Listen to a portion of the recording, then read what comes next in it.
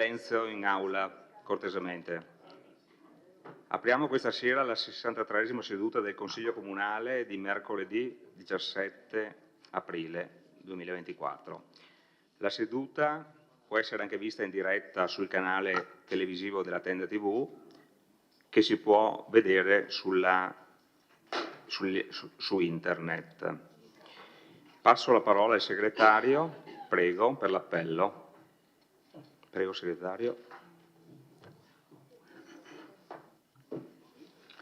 Bagliana Mirella, Casagrande Andrea, Dareggia Antonio, De Antoni Giulio, De Bastiani Alessandro, De Nardi Barbara, no, assente. Lus Marco, Miatto Antonio, Pagotto Alberto, Parrella Roberto, Rasera Gianni, Rosset Mario, Salezze Silvia, Sant'Antonio Paolo, Presente. Scottà Giancarlo, Tonon Roberto e Varaschin Gianni. No, completo, tranne la Di Nardi. Bene, si è costituita l'assemblea, nomino gli scrutatori. Pagotto, va bene, grazie. Rasera, va bene, grazie. De Antoni. Grazie. Bene. Dunque, comunicazioni. Allora, attenzione che faccio una comunicazione importante. Allora, mi ha pregato di fare questa comunicazione il dirigente dell'ufficio elettorale, quindi per le prossime elezioni, la dottoressa l'avvocato Paola Costalonga.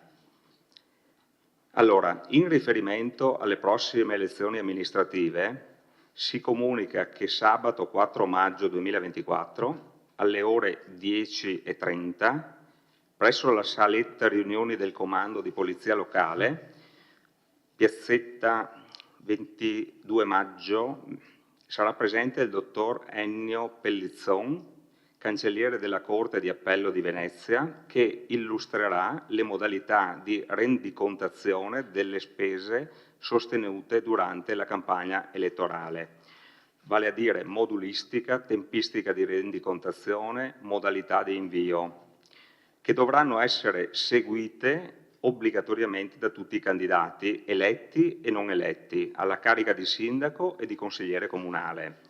Si raccomanda la presenza alla riunione di almeno un referente per lista, al fine di ottenere tutte le informazioni necessarie per non incorrere nelle sanzioni previste, attenzione, da un minimo di 25.882,34 euro a un massimo di 103.291,38 euro, quindi sono tanti soldi, per il non corretto assolvimento degli adempimenti relativi alle spese elettorali.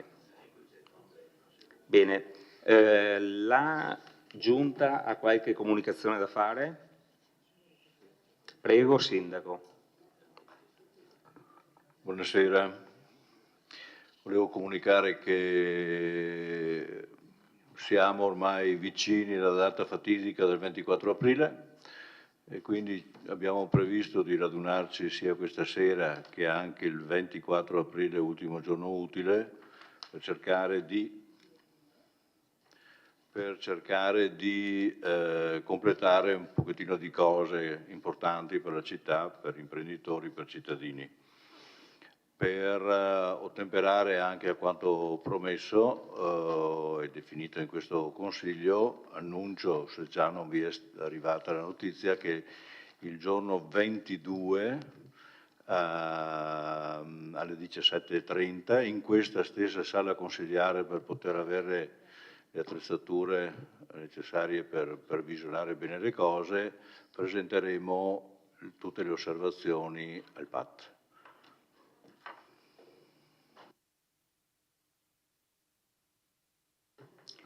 Ci sono altre comunicazioni da fare da parte della Giunta? Nessuna. Bene. Prego, Sindaco. Scusate, volevo fare una doverosa aggiunta, anzi doveva venire prima delle altre. Come tutti sapete è mancata Adriana Costantini da qualche giorno, improvvisamente, perché nella sua riservatezza ha voluto tenere per sé la sua malattia, che è durata 5 anni, e improvvisamente ci ha lasciato una figura importante per la città di Vittorio Veneto, che ha dato del suo. L'abbiamo conosciuta tutti in questa sala, e chi prima di noi ha amministrato Vittorio Veneto l'ha avuta anche come vice sindaco, l'ha conosciuta anche con il suo lavoro in regione, e quindi è una figura importante che è venuta a mancare. Ci tenevo a riportarlo anche in questo Consiglio. Grazie, Sindaco. Allora, se non ci sono altre comunicazioni, allora faccio io l'ultima comunicazione, prendendo spunto anche dalla domanda di attualità del consigliere De Bastiani, che ci sarà questa sera, relativa al sentiero 1043. Quindi, in relazione alla visita sul campo di sabato 13 aprile scorso, sul sentiero temporaneo alternativo al sentiero in uso 1043, per la salita al colle di Sant'Antonio al monte di Serravalle, ritengo utile per tutti e doveroso da parte mia precisare quanto segue. In linea con il programma Visite sul campo, da me intrapreso all'inizio della consigliatura, per consentire a tutti i consiglieri comunali la conoscenza diretta in loco dei problemi comunali, il sopralluogo di sabato 13 scorso è stato pensato e proposto dal Presidente del Consiglio Comunale, mentre la sua realizzazione concreta è stata realizzata d'intesa e d'accordo con le competenti strutture comunali, che hanno provveduto a rendere accessibile il sentiero, predisponendo l'apertura del cancelletto di via Piai solitamente chiuso. Spiace che, contrariamente alle intese intercorse, nessun tecnico comunale sia stato presente al sopralluogo per illustrare lo stato del problema che il Consiglio Comunale andava a verificare sul campo. Così stando le cose, se qualcuno ritiene di avere obiezioni da avanzare su questa utile visita in loco, e lo dico in pieno spirito di collaborazione, abbia la cortesia di chiarirlo con il Presidente del Consiglio, che, come sua prassi, è sempre disponibile al dialogo e al confronto con tutti. Grazie. Apriamo i lavori. Prego, domanda di attualità, consigliere De Bastiani.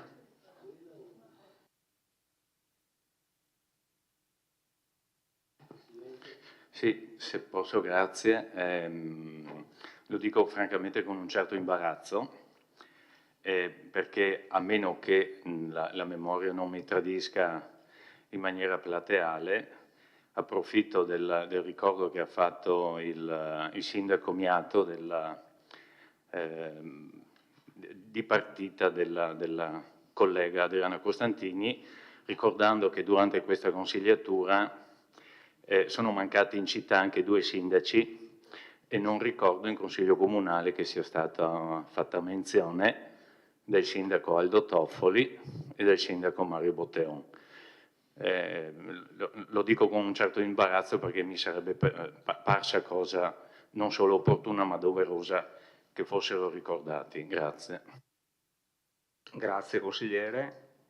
Approfitto a questo punto per fare un minuto di silenzio in memoria dei 3 sindaci.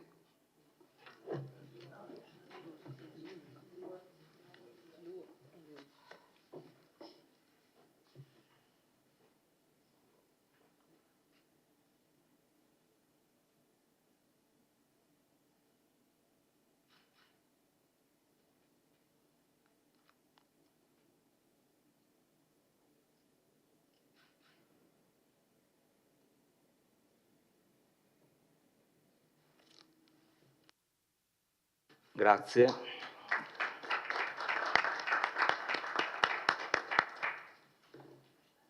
Allora, lascio la parola al consigliere De Bastiani per la domanda di attualità. Prego, consigliere. Consigliere Dus, prego, mi dica. Sì, buonasera. No, in relazione al suo intervento, se può chiarire un po' cosa è successo, perché io non ho avuto la possibilità di partecipare all'incontro che lei molto gentilmente aveva organizzato. So però di certo che insiste su quell'area un problema da tempo e che non mi pare trovi risoluzione.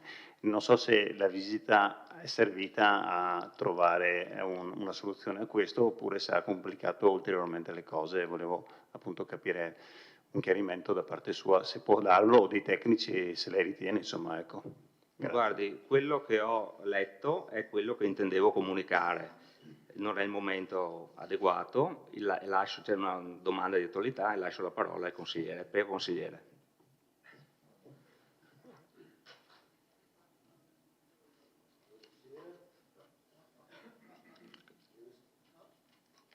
Buonasera, grazie.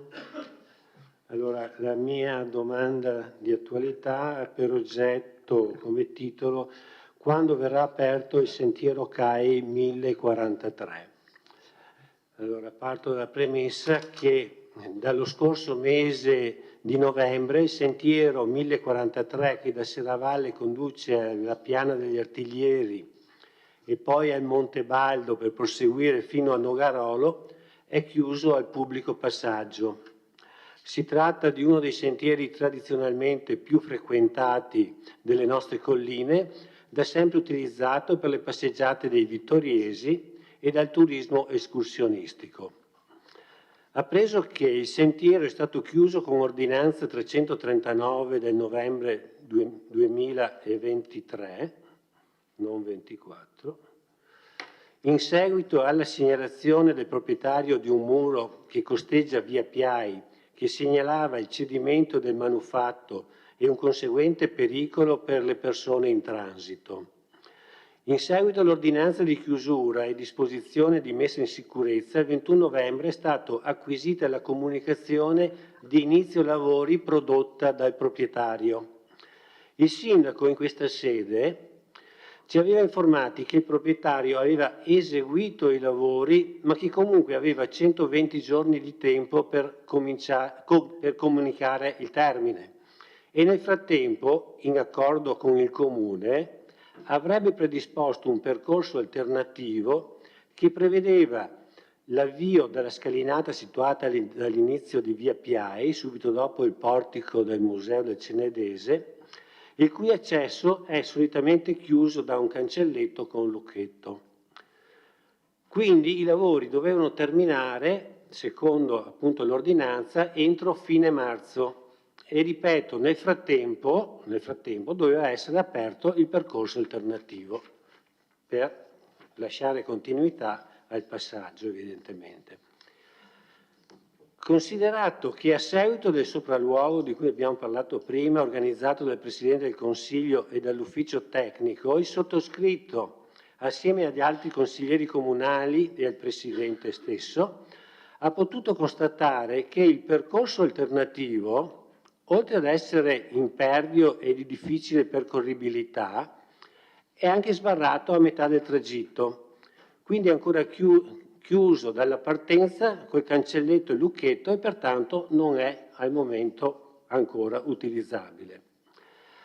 Preso atto che sono trascorsi i 120 giorni prescritti dall'ordinanza per porre termine ai lavori di messa in sicurezza, il cancello che sbarra il sentiero 1043 è tuttora chiuso. A distanza di 4 mesi il sentiero CAI 1043 non è ancora percorribile, anche se dall'ordinanza così dovrebbe essere. Chiedo pertanto se è pervenuta la comunicazione di fine lavori e di conseguenza perché il sentiero non è riaperto nonostante i termini dell'ordinanza siano scaduti. Grazie. Grazie consigliere, lascio la parola al vice sindaco Posocco. Grazie Presidente. Cerco di ripercorrere un attimo la situazione del sentiero 1043, che non è sentiero CAI, innanzitutto. Si tratta di un tratto in assoluta proprietà privata, cui c'è una relazione di un perito che dice che il sentiero era, come sapete, pericolante. Sono stati fatti inizio lavori, è stata iniziata la messa in sicurezza, c'è un lavoro più strutturale da fare, serve anche il parere della sovrintendenza per le antiche mura che arrivano, che trascorrono. Comunque si tratta di assoluta proprietà privata. Siccome quel tratto di sentiero era soggetto al percorso, famoso percorso del cammino dell'UNESCO, abbiamo fatto come amministrazione, in accordo col proprietario, un ragionamento. È vero che quel percorso, il famoso 1043, è un percorso molto frequentato dai camminatori. Uno può dire ci sono sempre passato, continuo a passarci, è giusto che sia aperto. Dall'altro lato stiamo parlando di un tratto certificato in proprietà privata. Chi ha ragione lo può stabilire in eventuale un giudice. Okay? Nel frattempo abbiamo il percorso da Vidore a Vittorio Veneto di 51 km che aveva la necessità comunque di essere percorso e il proprietario ha proposto di sua iniziativa di crearsi un percorso alternativo, che non è tanto alternativo perché ripercorre, che vedete sulle carte, un percorso che esisteva una volta per andare alla chiesetta che c'era di Sant'Antonio Abate. Il proprietario ha fatto tutti i lavori nella sua proprietà, facendo un sentiero che parte da un tratto del 1043 e scende verso Serravalle, che si congiunge ad un tratto di proprietà comunale. Questo tratto di proprietà comunale, diciamo, attraversa, era chiuso da un cancelletto e passa accanto anche a un giardino privato, quindi ci pareva anche opportuno, nel rispetto della proprietà privata, comunque porre come amministrazione delle barriere a difesa comunque di questo giardino privato che c'è appena superati gli scalini andando su. Dall'altra parte, come avvocatura del Comune, abbiamo scritto al Comitato UNESCO che riguardo a questo tracciato chiarisca al proprietario che la manutenzione ordinaria e straordinaria è in capo alle associazioni che hanno la convenzione per pulire il sentiero e che la responsabilità che se qualcuno si fa male è in capo comunque al Comitato UNESCO. C'è una comunicazione tra noi e il Comitato UNESCO deve rispondere e risponderà a breve. Tra l'altro proprio domenica mattina Giovanni Carraro è passato, avendo avuto il permesso dalla proprietà, a georeferenziare il percorso nuovo, perché in Google che è segnato c'era ancora il tratto vecchio, adesso c'è segnato questo. Quindi il ritardo dell'apertura del cancelletto, del tratto nuovo, è fondamentale perché attendiamo la risposta che ci sarà a breve del Comitato UNESCO in cui accerta che la manutenzione straordinaria e ordinaria è in capo a qualcun altro che non sia il proprietario e che la responsabilità è in capo a chi cammina. È un sentiero segnato come EE, quindi per camminatori esperti. Se qualcuno, qui pochi di voi magari hanno fatto il sentiero, ma da scendere dalla Croce del Baldo verso Vittorio ci sono dei tratti molto molto più pericolosi e per questo è stato creato un percorso alternativo che va dai laghi di Revini attraverso i Con e scende in via Caprera. Vorrei fare un'altra precisazione. In questi 5 anni, in cui grazie all'aiuto delle associazioni abbiamo tabellato ben 57 km di sentiero vittoriese, abbiamo avuto diversi problemi con privati che hanno chiuso il sentiero. Cioè, questo magari risulta più evidente, così magari siamo vicini alla campagna elettorale qui, ma abbiamo avuto decine di casi di privati che si sono chiusi e da parte mia, da parte delle associazioni e tutto, e da parte dei vigili urbani c'è stato un continuo correre per cercare di sistemare queste cose, specialmente dopo il Covid che ha reso che tutti andavano a camminare e si sono accorti di quanto bello è il nostro territorio e colline, tanti privati hanno messo il cancello. Io vorrei fare un apprezzamento invece a questo privato che ha messo sì il cancello, ha chiuso per motivi di pericolosità un percorso, ma ha proposto un'alternativa. Se a Vittorio Veneto tutti adottassero questo sistema, magari staremmo tutti meglio. Comunque vi invito anche, visto che me l'hanno presentato in settimana, a leggere questa brochure, questo librettino fatto da Scuola di Maratona sul progetto naturalmente Vittorio Veneto. Potete vedere cosa è stato fatto in questi 5 anni veramente di problemi. In alcuni percorsi c'è qualcuno che quotidianamente tira via i cartelli, tira via i pali, mette in difficoltà tutto, e le associazioni, che ringrazio, quotidianamente continuano la battaglia nel proporre ogni volta le tabelle nuove e i pali nuovi. Quindi dietro a questo veramente c'è tanta attenzione da parte delle associazioni e nostra, e c'è tanto da fare, tanta educazione civica da trasmettere a qualche cittadino. Grazie. Grazie Vice Sindaco, lascio... Se l'ho detto, comunque adesso a breve verrà fatta l'inaugurazione del tratto nuovo. Grazie. Grazie Vice Sindaco, lascio la parola al consigliere De Bastiani per la replica.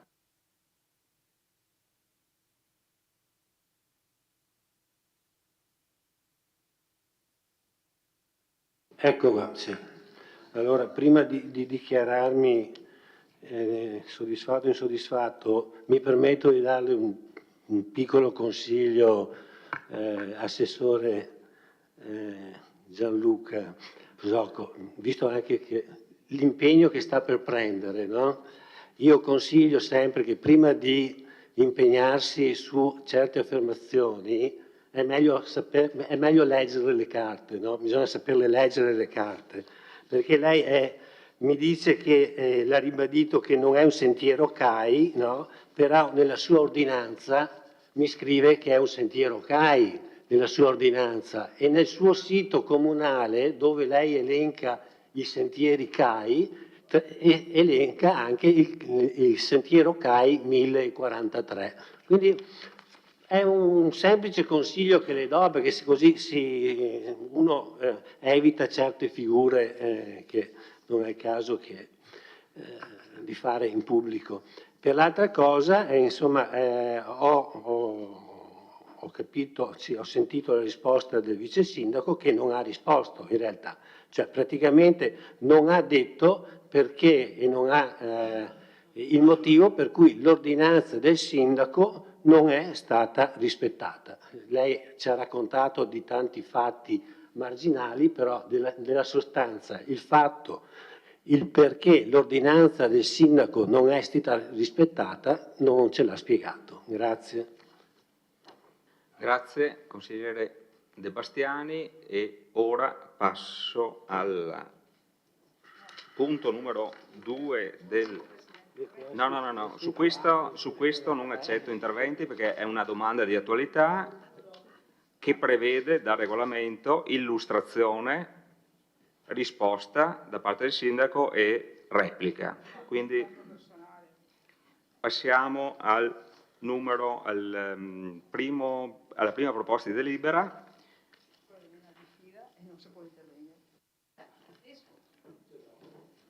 Allora, DUP 2024-2026, variazione del programma triennale dei lavori pubblici 2024-2026 all'elenco annuale 2024, nonché al programma triennale degli acquisti di forniture e servizi. Lascio la parola all'assessore. Il vice sindaco mi dice di lasciare la parola al dirigente della ragioneria, dottor Sarri. Prego, dottor Sarri. Allora, buonasera a tutti. La presente variazione al DUP si tratta solo di andare a variare la sezione operativa del DUP nella parte del programma triennale dei lavori pubblici e del programma sempre triennale di acquisti e forniture di beni e servizi. Allora, per quanto riguarda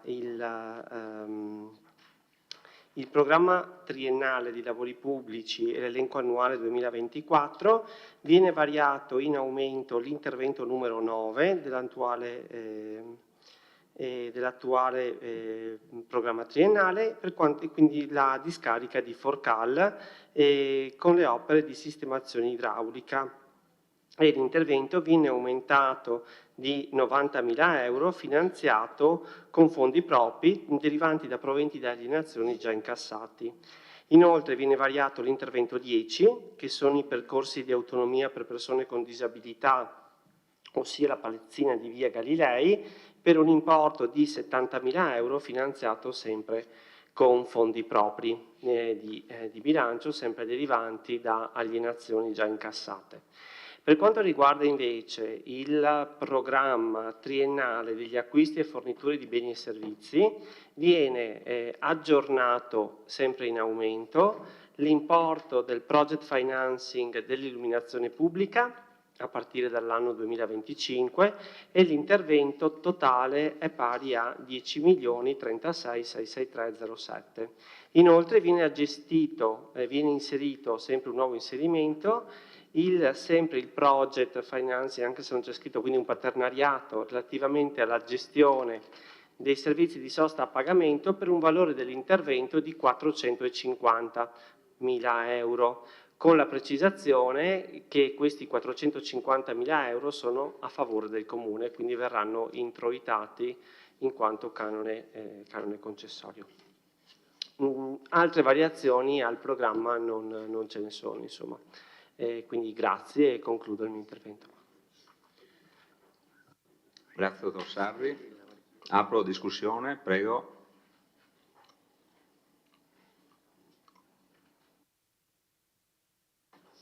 Chi si prenota?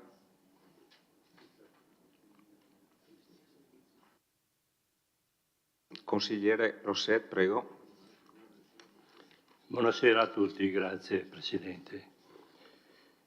La visione riportata su questa variazione del DUP la troviamo scarna.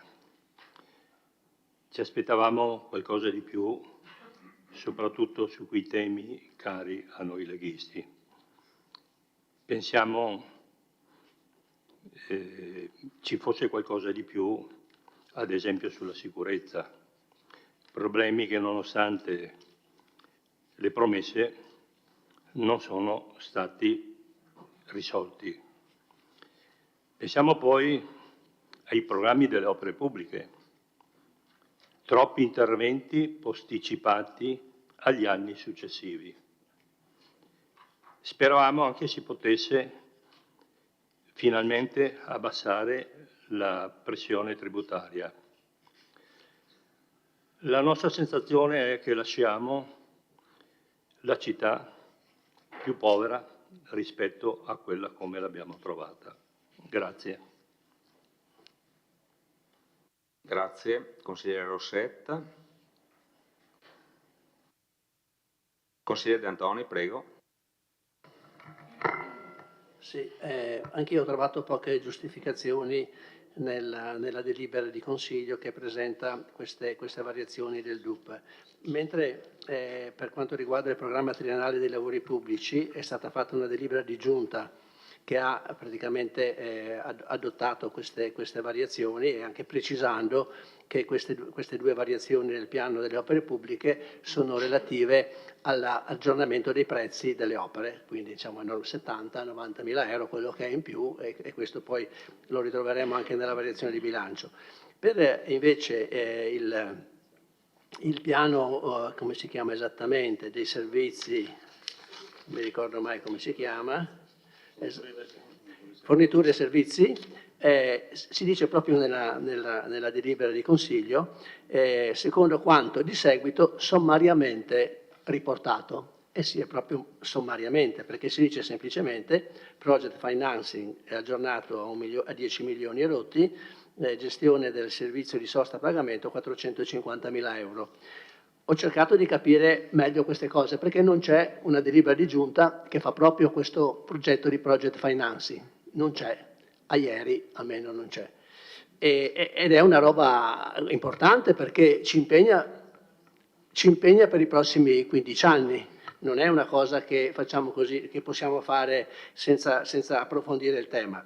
Io sono andato anche negli uffici per quanto riguarda sta cosa e ho chiesto copie, ma non si possono dare perché il provvedimento di giunta non è ancora preparato e non è ancora stato, diciamo, sì, approvato, e i documenti sono, diciamo, costituiscono parte di questa delibera. Cercando di capire meglio, perché poi sono soldi, no? che dovremmo pagare, che il Comune dovrà pagare nei prossimi 15 anni, ho cercato anche di capire un po' meglio cosa sta succedendo. In linea di massima diciamo, la proposta è valida, è condivisibile, però non ho trovato nei numeri una certezza sul vantaggio economico di tutto questo. Anche perché diciamo, ci sono delle differenze tra gli importi che sono riportati nel bilancio per quanto riguarda le spese per l'energia elettrica e quelli che sono riportati nel prospetto che gli uffici stanno preparando. E allora io chiedo che ci sia da parte di qualcuno che può dircelo. Io l'ho detto anche in commissione mi è stato detto che non c'erano le carte, mi ha detto vieni, ti mando domani le carte, mi ha detto le mando domani le carte, mi ha detto un dirigente, poi chiaramente le carte non si potevano mandare, allora sono andato in ufficio, però in mezz'oretta che ho potuto stare là, non è che abbia potuto. Poi anche l'ingegnere che segue questa cosa è molto scrupoloso e molto attento, mi ha anche ritelefonato spiegandomi anche la differenza che avevamo trovato tra l'importo delle spese per l'energia elettrica inserite nel bilancio e quelle che invece sono riportate sul prospetto per dimostrare questa. Allora io dico che di fronte a queste incertezze non mi sento di dire che si può approvare una cosa così, senza avere una certezza, perché o deleghiamo la Giunta a verificare l'esattezza di queste cose, ma se mi fate approvare una delibera in cui definisco degli importi ben precisi, vorrei sapere che questi importi sono veritieri e sono, diciamo, esattamente definiti. C'è anche l'altro aspetto che non abbiamo avuto forse tempo in commissione, perché poi la commissione è durata dalle 5:30 alle 8:05 e dalle 5:30 2 ore e mezza abbondanti, quindi abbiamo cercato di approfondire tante cose, questa non l'abbiamo approfondita ed è la gestione e servizio a pagamento dei parcheggi. Allora, vabbè, ho ricavato, insomma, c'è in questo documento appunto è previsto un importo di 450.000 euro che copre l'intero periodo di 9 anni e dall'altro lato diciamo, nel bilancio ci sono 50.000 euro che è l'entrata prevista in questo primo anno. Ma poi mi sono domandato a casa, ma c'è una convenzione, è stata fatta una gara per i parcheggi che ha durata novennale? C'è in corso, firmata, non mi sembrava, mi sembra che siamo in un regime di proroga, se non ho capito male, quindi non c'è una convenzione che ci copre per i prossimi anni. Ok, allora, cioè, qui però abbiamo messo nel bilancio 50.000, pensiamo di incassare nei prossimi anni 50.000 euro ogni anno. C'è una cosa così, sembra quasi che adesso si debba fare tutto di corsa perché, come diceva il consigliere Rossetti, insomma adesso bisogna chiudere e cercare di chiudere più cose possibili. Mi sembra che questa delibera sia intempestiva sull'ultima parte, insomma sulla prima parte sono d'accordo, non c'è niente da dire, ma su questi aspetti qui legati al project financing e per le illuminazioni pubbliche e alla gestione del servizio di sosta a pagamento, credo che ci debba essere un approfondimento. Grazie, consigliere.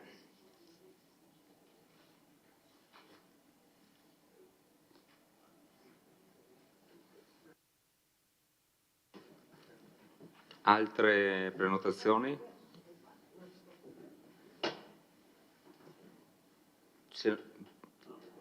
Se non ci sono...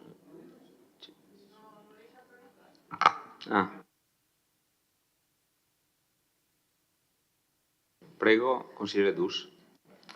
Sì. Fra qualche settimana la nostra città fortunatamente festeggerà il 50° dell'Associazione Scout Vittorio Veneto, un evento importante e un traguardo molto importante, almeno per me, che ho avuto la fortuna di avere una formazione giovanile all'interno di questo movimento degli scout. E uno dei motti del fondatore degli Scout, Baden-Powell, è lasciate il mondo meglio di come l'avete trovato. Ora, questa sera, l'esimio consigliere Rosset mi ha fatto rinvenire in mente questo motto e dice che la sua amministrazione, sindaco Miato, lascia una città più povera di come lei l'ha trovata e quindi non molto in linea, diciamo, né con i miei valori né evidentemente ad oggi neppure con quelli del consigliere Rosset. E questo non credo sia un problema né per me né per il consigliere Rosset, ma per l'intera città. È un giudizio tranchant che viene dai banchi della sua maggioranza e forse anche di una parte dell'elettorato che le aveva dato 5 anni fa un mandato pieno e che lei ha potuto esercitare avendo una maggioranza numerosa di un gruppo che fino all'altro giorno era compatto e che diciamo, navigava nella stessa direzione. Oggi quelle condizioni non ci sono più, sono cambiate. Sono cambiate, però non è cambiato il modo di amministrare. Allora io mi chiedo, ma quale programmazione si può presentare ad 1 mese e mezzo dalla fine di un mandato? Perché il documento che noi stiamo discutendo è un documento di programmazione. Allora, quale programmazione fa un'amministrazione in scadenza? Cioè, io credo che sarebbe stato più opportuno, alla luce anche degli eventi e di quello che sta succedendo, forse occuparci dell'ordinaria amministrazione, come fanno un po' tutte le amministrazioni che sono appunto in scadenza di mandato. Invece in questo Consiglio Comunale e nel prossimo che andremo che è stato convocato questa sera del 24 aprile, ci sono comunque degli indirizzi ben precisi e una programmazione appunto che va al di là della scadenza del suo mandato. Allora io mi chiedo con quale forza lei abbia portato oggi questi documenti, perché al di là di quello che è il ruolo che giustamente la minoranza svolge, credo ci debba essere anche un minimo di visione, di fiuto di quella che è insomma, la realtà dei fatti e anche un po' di rispetto e di presa d'atto del fatto che quella maggioranza che l'ha portata in Consiglio, le ha dato un mandato pieno e l'ha sostenuta fino a ieri, magari oggi forse non c'è più. E, francamente, torno a dire, al di là delle precise osservazioni, come sempre, puntuali del mio collega De Antoni, credo ci sia un fatto politico nuovo che rileviamo da tempo sulla stampa ed ora anche in questa sede e che, ripeto, danno un giudizio molto netto su quello che è stato il suo operato. Grazie. Consigliere Dus.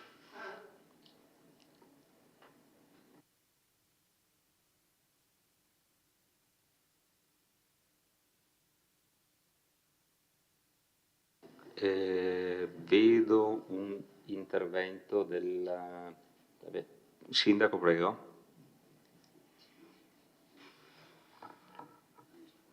Allora, circa il fatto che la città sia più povera oggi, consigliere Rosset, io sono dell'opposto avviso. Questa sera i temi sono importanti, quelli che abbiamo portato, ma non sono inventati ieri. La discarica di Forcal è una cosa trentennale che con tanta fatica abbiamo affrontato e finalmente abbiamo trovato la quadra. È un percorso che tutti voi conoscete e che siamo arrivati a chiudere facendo parte questa di un insieme di vecchi problemi che ci eravamo riproposti di riuscire a mettere a posto. Siamo riusciti a trovare la quadra anche per questo, perché la città più povera, la città si è liberata di tanti problemi vecchi. L'ultimo dei problemi vecchi automaticamente finirà col 24, perché nei miei 5 anni abbiamo finito praticamente di pagare tutti i nostri impegni, cioè praticamente gli interessi dei famosi derivati.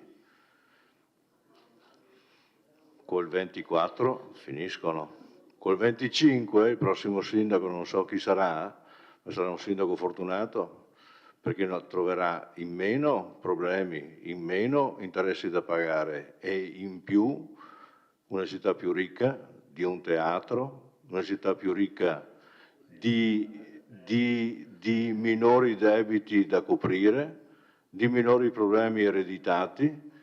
Praticamente la politica, che nelle sue espressioni peggiori poi va a finire come sta finendo questa consigliatura, con una maggioranza con dei problemi interni purtroppo pesanti, vedo che sono pesanti, porta a fare delle considerazioni tipo la città è più povera oggi. Io mi rifiuto di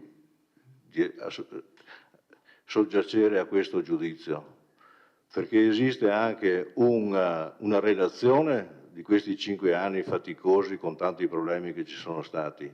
Basta avere la pazienza di leggerla e uno si rende conto se si è lavorato bene oppure no, nell'ambito delle possibilità che ci erano concesse e dei problemi che abbiamo dovuto affrontare. Quindi io non accetto questa lettura delle cose. Chiudo specificando che se la discarica Forcal ha finalmente trovato una soluzione che andiamo a proporre, è anche vero che la città è mezza spenta di luci per cercare di risparmiare un pochettino di soldi, di quello che ci costa oggi la corrente elettrica. Andiamo a proporre una cosa che abbiamo studiato per anni e siamo arrivati a compimento con un progetto di sostituzione di tutte le luci della città, e potremo permetterci di avere una città completamente illuminata a costi accettabili. È un altro successo. Se poi lo si vuole leggere come insuccesso, fate pure. Grazie. Grazie Sindaco. Penso un intervento di precisazione dell'ingegner Curti relativamente alla proposta. Buonasera, rispondo alle osservazioni che ha fatto il consigliere De Antoni. Allora, intanto vorrei sottolineare una cosa, che non è la prima volta che questi due project entrano nel DUP, erano già nel DUP, solo che per quanto riguarda la pubblica illuminazione avevamo un importo stimato perché stavamo ancora perfezionando il progetto e quindi solo oggi abbiamo l'importo definitivo con l'asseverazione della ditta che propone il progetto e quindi dobbiamo necessariamente inserirlo nel programma triennale di forniture beni e servizi, diversamente non possiamo né approvarlo in giunta il progetto perché non ce l'abbiamo nella programmazione né possiamo andare in gara. Quindi il progetto c'era con un importo inferiore. Dopodiché so che lei ha parlato con l'ingegner Grando che ha seguito tutta quanta l'istruttoria e penso, conoscendolo, che sia stato abbastanza chiaro perché sì, infatti, e la ringrazio per l'apprezzamento che ha fatto al collega perché ha fatto un ottimo lavoro in questo anno di istruttoria di questo progetto. Volevo solo sottolineare una cosa riallacciandomi all'ultima osservazione del sindaco, che noi oggi abbiamo una parte della pubblica illuminazione spenta. E quindi è chiaro che sono 2 anni che paghiamo meno e che mettiamo meno in bilancio perché non accendiamo le luci. Ma è anche vero un'altra cosa importante e che non emerge facilmente, che quando avevamo tutte le luci accese non erano comunque a norma. E non parlo del fatto che abbiamo lampadine fuori norma, parlo del fatto che il livello di illuminazione e le ore di illuminazione erano inadeguati. Quindi questo progetto ci porta ad avere una pubblica illuminazione accesa, a norma sia sotto il profilo di corpi illuminanti, quindi di impianti, cosa che oggi sappiamo tutti che purtroppo un qualche migliaio delle nostre lampadine non è propriamente allineato, sia sotto il profilo del rendimento illumino-tecnico. Dopodiché all'interno del costo del project c'è anche quella che è tutta la manutenzione degli impianti e quindi non solamente il costo dell'energia. Quindi c'è l'efficientamento, il costo dell'energia, la manutenzione, i rischi a carico del proponente e non del comune. Per quanto riguarda invece la gestione della sosta, questa era stata inserita un paio di DUP fa, poi siccome è una cosa un po' strana proprio per il fatto che è in entrata e non in uscita, era stata tolta dalla programmazione triennale solo per capire esattamente, peraltro anche la volta precedente avevamo inserito questo importo di 50.000 euro anno. Anche questo importo nasce da una progettualità che abbiamo sviluppato con la ditta proponente il progetto. È un importo minimo in quanto il progetto con cui noi andremo a bando, se viene approvato il DUP, prevede un fisso di 50.000 euro anno più una percentuale su eventuali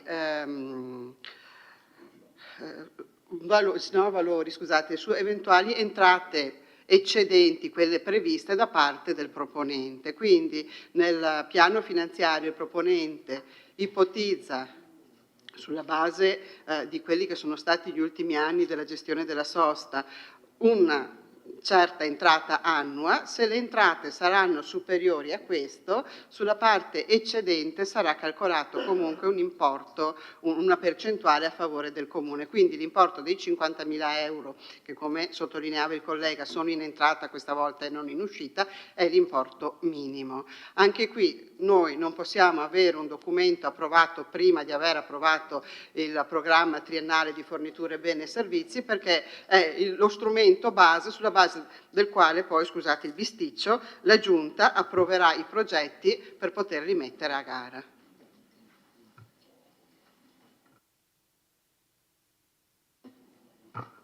Grazie. Consigliere Varaschin, prego. Buonasera, grazie Presidente. Mi fa piacere l'intervento del consigliere Rosset che finalmente si sono accorti che nei lavori pubblici c'è qualcosa che non funzionava, ma non c'è la colpa, se non è, magari la colpa non era di qualcuno di qualcuno che adesso manca. Rosset. 2 anni fa, quando io e il consigliere Gomiero abbiamo fatto notare queste cose, voi come niente fosse allora, adesso è perché siamo in campagna elettorale. Grazie mille, grazie Presidente. Grazie consigliere.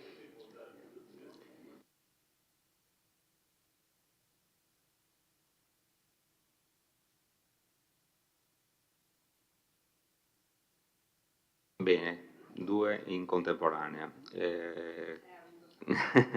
Però un secondo prima il consigliere De Bastiani, prego. Sarò molto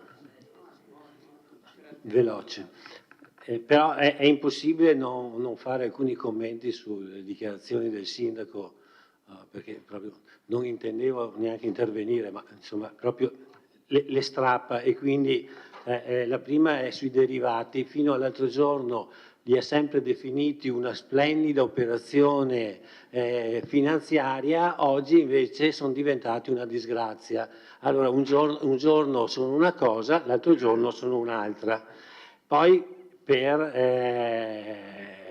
la dichiarazione sul teatro, beh, lì insomma, guardi, le assicuro, i vittoriesi non sono tondi, glielo assicuro io. E se lei pensa di andare a raccontare ai vittoriesi, no, che hanno fatto un'ottima operazione, che sono più ricchi adesso di un teatro, beh, si sbaglia di grosso, perché i vittoriesi, il teatro, sanno tutti che ce l'avevano anche prima, e quindi per i vittoriesi non è cambiato niente. Il teatro era lì prima e lì adesso. È cambiato che hanno 3 milioni di euro in più di debiti, ed è cambiato penso la loro percezione sull'operato di questa giunta, poiché sono ben consci che il teatro l'hanno pagato 2 volte, perché da 1.220.000 euro, che era il valore che la perizia da lei fatta fare era stata valutata per la prima volta, dopo è stato pagato 2.500.000 più IVA. Quindi le ripeto, le assicuro che i vittoriesi non sono tondi. Grazie. Grazie consigliere. Consigliere De Nardi, prego. Grazie Presidente, buonasera a tutti.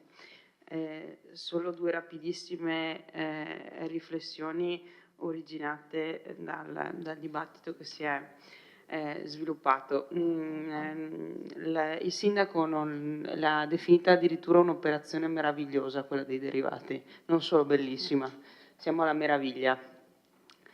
E lo ha ribadito anche qualche mese fa in questa sala, lo ha ribadito anche dopo la bastonata nei denti data dal Tribunale di Venezia ai contratti sottoscritti, e mi spiace che l'assessore Caldart non ci sia, perché lei è silente su questa questione, non la vedo più, è sempre stata silente in questi 2 o 3 anni sulla questione dei derivati, ma sappiamo benissimo che è stata uno dei suoi più accesi e accaniti fautori quando vennero sottoscritti.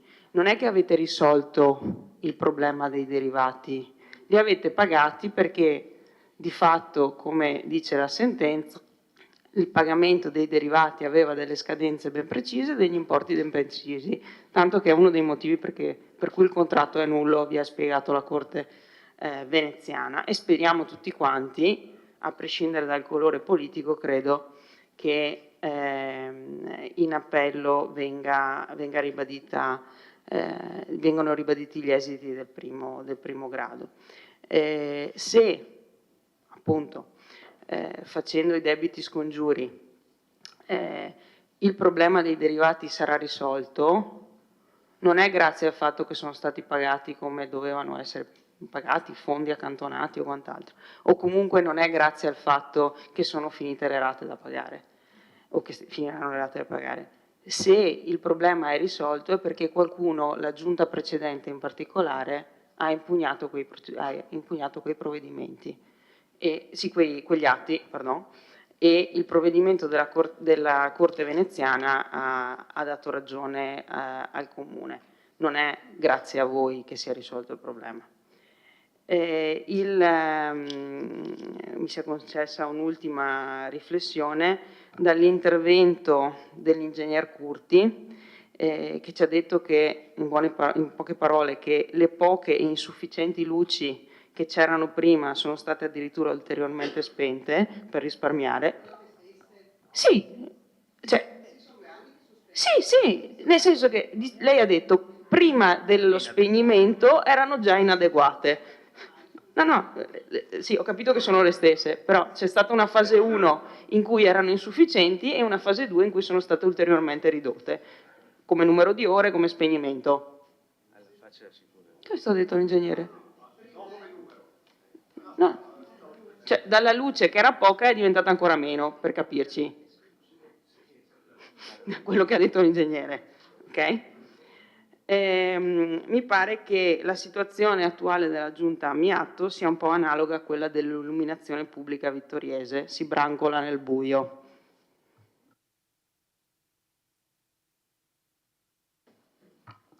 Consigliere Vagliana. Sì, buonasera. Approfitto anch'io di questo passaggio per commentare, per fare una valutazione rispetto al bilancio di questa consigliatura e di questa giunta. Penso che oltre a una città più povera abbiamo una città in declino. Questa città in declino è evidenziato da tanti aspetti che poi elencherò. Il bilancio, se si può fare un bilancio di questa giunta, penso che il risultato sia estremamente quantomeno negativo. È tanto negativo da aver indotto ad una spaccatura della maggioranza, Quindi è questa la prova provata che la consigliatura e la Giunta chiude con un risultato negativo dal nostro punto di vista. E questo lo vediamo poi nei fatti, perché più volte in aula, consigliere Varaschin, abbiamo portato le istanze rispetto alla questione del decoro della città, ma che, come lei aveva giustamente approvato la mozione di 1 anno e mezzo fa circa, insieme al consigliere Gomiero, però tanti miglioramenti rispetto a quel decoro non sono stati fatti.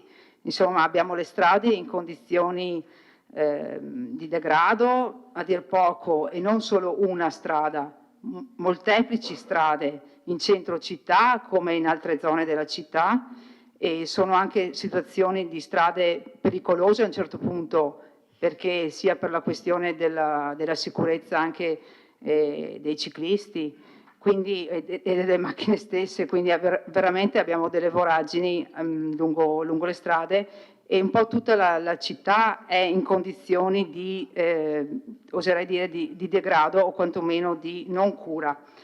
Per non parlare degli edifici comunali, degli edifici pubblici che dovevano essere sistemati e che non sono stati sistemati, quali ad esempio le piscine comunali, che da anni, insomma, fin dall'inizio l'amministrazione Tonon aveva quantomeno lasciato un impegno in termini economici, disponibilità di soldi, addirittura un progetto. Non siamo riusciti nemmeno a fare un progetto per quanto riguarda il recupero e il restauro delle piscine comunali. Dicasi la stessa cosa per il palazzetto, dove piove all'interno, dicasi la stessa cosa per la palestra Ponte Vai, che è in condizioni veramente gravi, anche gli impianti stessi, gli impianti sportivi, non c'è la manutenzione nemmeno dei canestri, sono anni e anni che si chiede una manutenzione dei canestri e non è mai stata fatta, non si è riuscita nemmeno a sistemare le strutture, gli impianti. Per quanto riguarda la questione delle luci, allora una luce sì, una luce no, c'è stato un risparmio, abbiamo detto, di circa, penso, sui 150.000 euro. Ma voglio dire, qua ci va di mezzo anche la sicurezza stradale, non da ultimo nella strada provinciale 35 della Vallata, alla sera fino alle 6:30, 7 di mattina c'è una luce sì, una luce no, con il grave pericolo di investire assolutamente i pedoni, tra l'altro non c'è nemmeno il marciapiede, e quindi questo è grave. Noi non dovremmo vantarci di aver chiuso le luci, e questo è il problema, perché ci sono stati risparmiati dei soldi, ma che potrebbero essere anche importanti per la questione della sicurezza. Quindi io non mi vanterei tantissimo di aver spento le luci stradali. Altra cosa per quanto riguarda il marciapiedi, è il marciapiede della strada provinciale sempre 35, dove la provincia aveva stanziato i 250.000 euro e non è stato realizzato, e per tante altre opere, un altro su tutte il campo da rugby, promesso all'inizio mandato e non fatto, e tanti altri progetti. Avete preferito fare progetti faraonici, pagare fiori i progettisti, però dal mio punto di vista senza concludere nulla. Forse avete volato un po' troppo in alto, però poi in termini concreti, secondo me, lasciate una città in forte sofferenza. Grazie, consigliere.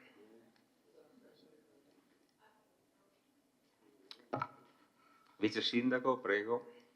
Sì, solo un appunto all'ultimo intervento, che capisco che siamo in campagna elettorale, però i canestri li abbiamo cambiati, sì, che erano là del 73, ecco, sì, e appunto vai, no, e un'altra cosa, abbiamo il palazzetto nuovo, ci siamo dimenticati che lo stanno costruendo adesso, così, 2 puntualizzazioni, grazie.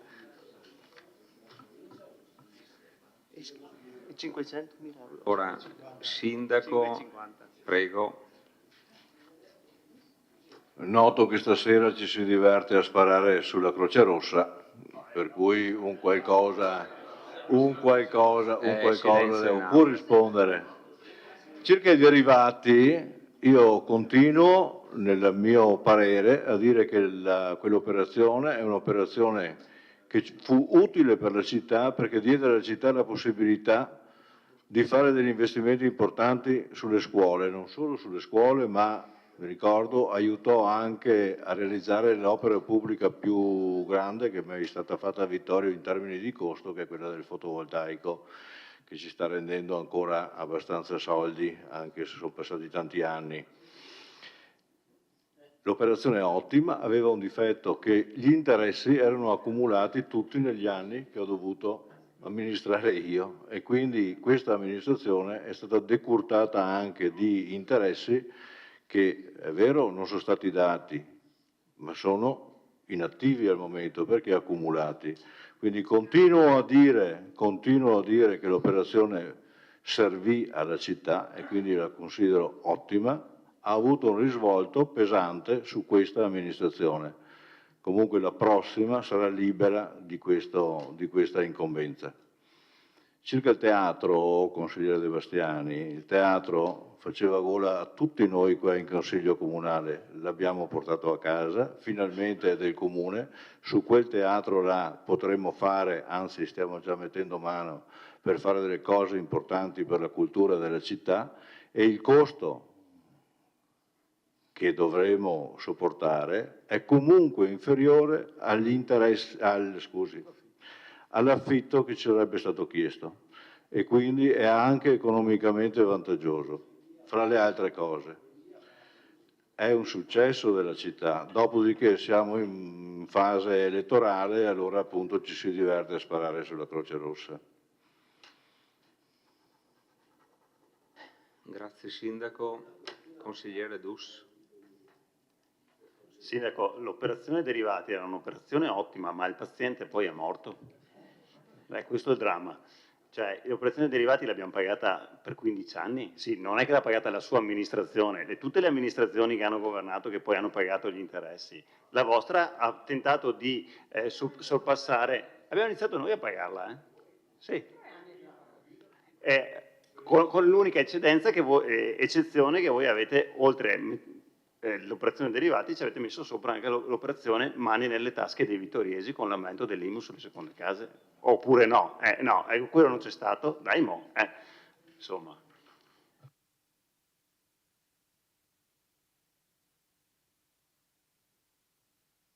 Altre prenotazioni? Altrimenti passiamo. Consigliere De Antoni, prego. Sì, diciamo come replica a quello che è stato detto dal sindaco e dall'ingegner Curti. Io ho la voce bassa purtroppo e forse non riuscite a sentire quello che dico, però io ho detto che l'operazione Project Financing è un'operazione condivisibile. Non siamo informati su quello che viene fatto e i numeri che io ho potuto vedere non sono così sicuri da darmi la certezza di che stiamo facendo un'operazione ideale dal punto di vista economico, non dal punto di vista dell'opportunità di fare questa cosa.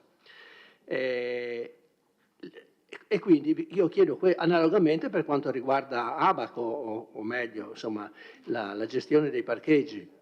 Cioè perché non venite, se non si può fare la delibera di giunta, portatemi il documento in consiglio e dite così, questo è il progetto che vogliamo fare. L'altra volta, quando è stato portato in consiglio, si era ancora alla fase iniziale, ho detto che cos'è sta cosa, avete detto stiamo studiando, abbiamo interloquito con un privato, abbiamo incaricato un tecnico che ci aiuta nella valutazione, eccetera, eccetera, eccetera. Qui allora, prima è troppo presto per parlarne, poi è troppo tardi, alla fine si passa sopra questa cosa, perché se non fai la delibera di consiglio che modifica il DUP non puoi fare la delibera di giunta, ma se non fai la delibera di giunta non puoi illustrare ai poveri consiglieri che si vogliono informare che cosa stiamo facendo e allora sull'illuminazione, a parte sono stati fatti anche tanti lavori, c'è l'obiettivo di illuminare le strade, c'è l'obiettivo di illuminare i marciapiedi, c'è stato anche il risultato di illuminare solo gli alberi.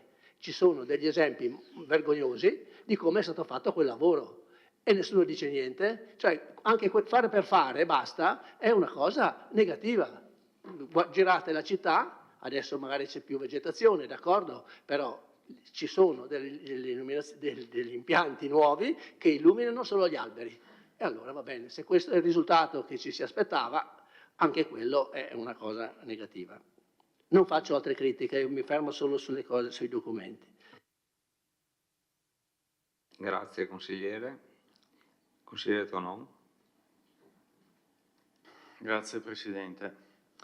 Sindaco, io capisco che ovviamente un capo di un'amministrazione difende il proprio operato, visto che ritiene di aver lavorato al meglio, però dire che i derivati sono serviti per il fotovoltaico, francamente, la vedo un po' dura. Qua c'è scritto, leggo un articolo del 2010, che il Comune ha stipulato un accordo con BIS, Banca del Gruppo Intesa San Paolo, per un finanziamento di 4,2 milioni di euro a mezzo leasing. Il leasing si paga tutti gli anni, fra l'altro ci è sempre stato detto che il leasing veniva pagato con il ricavato della vendita dell'energia elettrica. Allora, che cavolo sono serviti i derivati lì? No, allora se vuol dirmi di altro, per l'amor di Dio, che poi siano serviti buona parte per spesa corrente, lo sappiamo tutti, perché c'eravamo. Che poi siano serviti non solo per le scuole, perché le scuole sono state finanziate anche dalla Regione, quindi solo in minima parte si sia usata. Ma allora diciamo le cose giuste. No, comunque con i soldi dei derivati abbiamo costruito le scuole. Non è vero, non è vero. Si sono usati i finanziamenti della Regione e si sono aggiunti come una parte dei derivati. Non sono stati utilizzati per il fotovoltaico, poi è stato utilizzato per ben altro. Sono stati, come dire, accumulati, messi insieme vecchissimi mutui che avevano tassi ovviamente molto diversi, perché sappiamo tutti che salgono e scendono. Dipende quando si fanno, ovviamente, ma siccome le opere pubbliche si fanno teoricamente quando si servono, diciamo che il risultato che si vede in questo caso, l'amministrazione lo paga pesantemente. Il diverso costo delle opere pubbliche, non parlo di tassi di interesse in questo caso. Vediamo cosa costava la piscina 5 anni fa e vediamo cosa costa oggi. Credo che, se non ricordo male, gli ultimi 3-4 appalti sono stati rifatti perché bisognava rifinanziare l'opera, perché l'importo che era stato stabilito non era assolutamente sufficiente per poter fare in modo che qualche impresa partecipasse e vincesse ovviamente e portasse a termine l'opera pubblica. Quindi se si difende un impianto, lo si difenda dicendo non solo la pars construere, diciamo anche le cose che non andavano, perché in tutte le amministrazioni alcune cose sono state fatte bene, altre non sono state fatte per nulla. Per esempio, a me davvero l'intervento dell'ingegner Curti mi è parso un po' strano. Le luci erano già inadeguate prima e noi le abbiamo spente. Bene, alla faccia della sicurezza. Assessore Antiga, erano 420.000 euro di telecamere. Non ho visto neanche una fuori. Sì, ma sono 5 anni che lei l'ha presentato, sto progetto. 4 anni e mezzo, diciamo. Non so quando arrivino. 4 anni e mezzo? Credo sia uno dei primi provvedimenti che lei ha illustrato in questo Consiglio Comunale come la panacea, d'ora in poi tranquilli. Gli effetti noi non li abbiamo visti. Io non so, vabbè che sono miope, non so chi abbia visto le telecamere fuori, a me pare neanche una. Ah, non ce n'è neanche una? 4 anni e mezzo arriveranno. Fra quanto? Fra 42 anni e mezzo?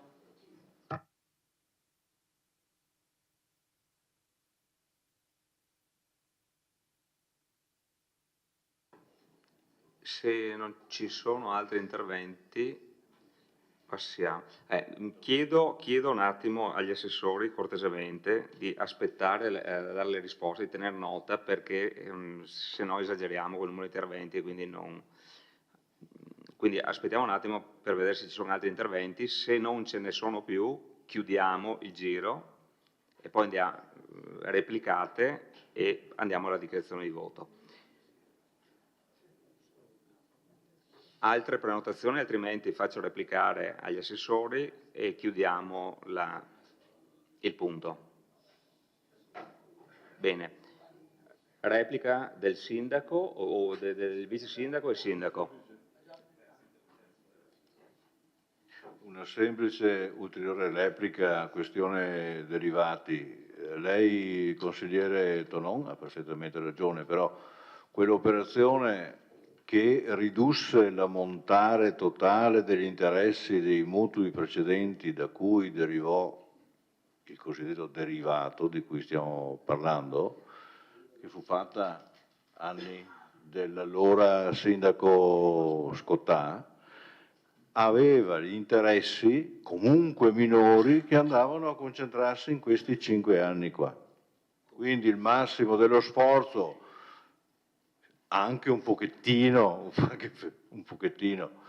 ma il grosso ho dovuto sopportarli io con la mia amministrazione, Va che bene. sono là. Io direi... È altrettanto vero che nulla si fa con un solo finanziamento, chiaramente, però all'epoca le 2 scuole l'allora amministrazione poté affrontarle grazie ai benefici che arrivavano anche in positivo da quell'operazione là. Bene. E il segretario dell'epoca si servì anche di questo capitolo per poter accedere alla grossa operazione che ci permise di fare il fotovoltaico. Se vuole, io le faccio fare una relazione tecnica del tecnicismo per cui servì. Allora, chiudiamo cortesemente adesso con le repliche. Il discorso dei derivati basta, perché non è il Consiglio, ne abbiamo parlato come il prezzemolo a ogni quasi Consiglio Comunale. Cortesemente la chiudiamo con i derivati, perché potremmo dire il tutto e il contrario di tutto. Ormai, vabbè. Una replica da parte del vice sindaco, prego. No, una replica da parte del vice sindaco, prego. Sì, adesso che ce ne siamo dette di Santa Ragione un po' tutti, vorrei ricondurre un attimo sul tema che andiamo a votare. Quindi andremo a votare il tema in cui i consiglieri sono chiamati a votare è Piazzoni, Palazzina via Galileo Galilei, discarica di Forcal, oltre al progetto e l'Abaco, ok, l'adeguamento. Riguardo questi sono i temi che proponiamo. No, scusa, il Piazzoni no, è il 180, ecco. Quindi secondo me comunque è qualcosa di condivisibile, è un percorso che è stato iniziato tempo fa e credo che comunque la prossima amministrazione, chiunque essa sia, certamente porterà avanti. Ecco. Vi ringrazio. Bene. Dichiarazione di voto, prego, consiglieri.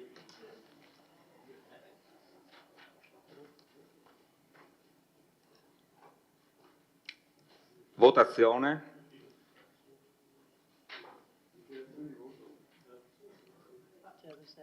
Un attimo che non ho visto prenotazioni, quindi... Allora, consigliere Rosset, prego. Grazie Presidente. Cos'è il DUP? Questo famigerato documento unico di programmazione è il più importante atto di gestione amministrativa comunale. È un atto di indirizzo politico e soprattutto è un atto di fiducia dei consiglieri comunali nei confronti della Giunta. Noi consiglieri comunali della Lega Veneta, Lega Nord Salvini, e lo dico a voce alta per chiarire una volta per tutte, per chi ancora non si rendesse conto, che i consiglieri della Lega Nord sono da me alla mia sinistra, io, Parella Roberto, Pagotto Alberto e Giancarlo Scottà. Non vi rinnoviamo la fiducia. Il nostro voto è contrario. Grazie, consigliere Rossetta. Se ci sono altre dichiarazioni di voto, altrimenti passiamo in votazione. Consigliere De Antoni, prego. Io preannuncio il mio voto contrario perché non ho avuto risposta in merito alle osservazioni che ho fatto sui 2 progetti inseriti nel piano. Questo secondo me è una cosa che poteva esserci data. Non c'è stata data e mi dispiace perché avevo anche segnalato agli uffici che avevo questo desiderio di avere chiarimenti su queste cose. Altre dichiarazioni? Andiamo in votazione, prego.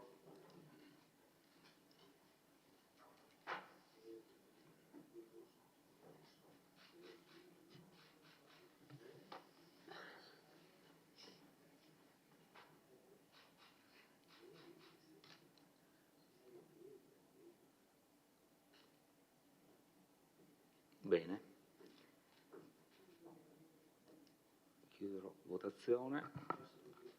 Allora, la delibera non è respinta con contrari 10, favorevoli 7 e astenuti 0.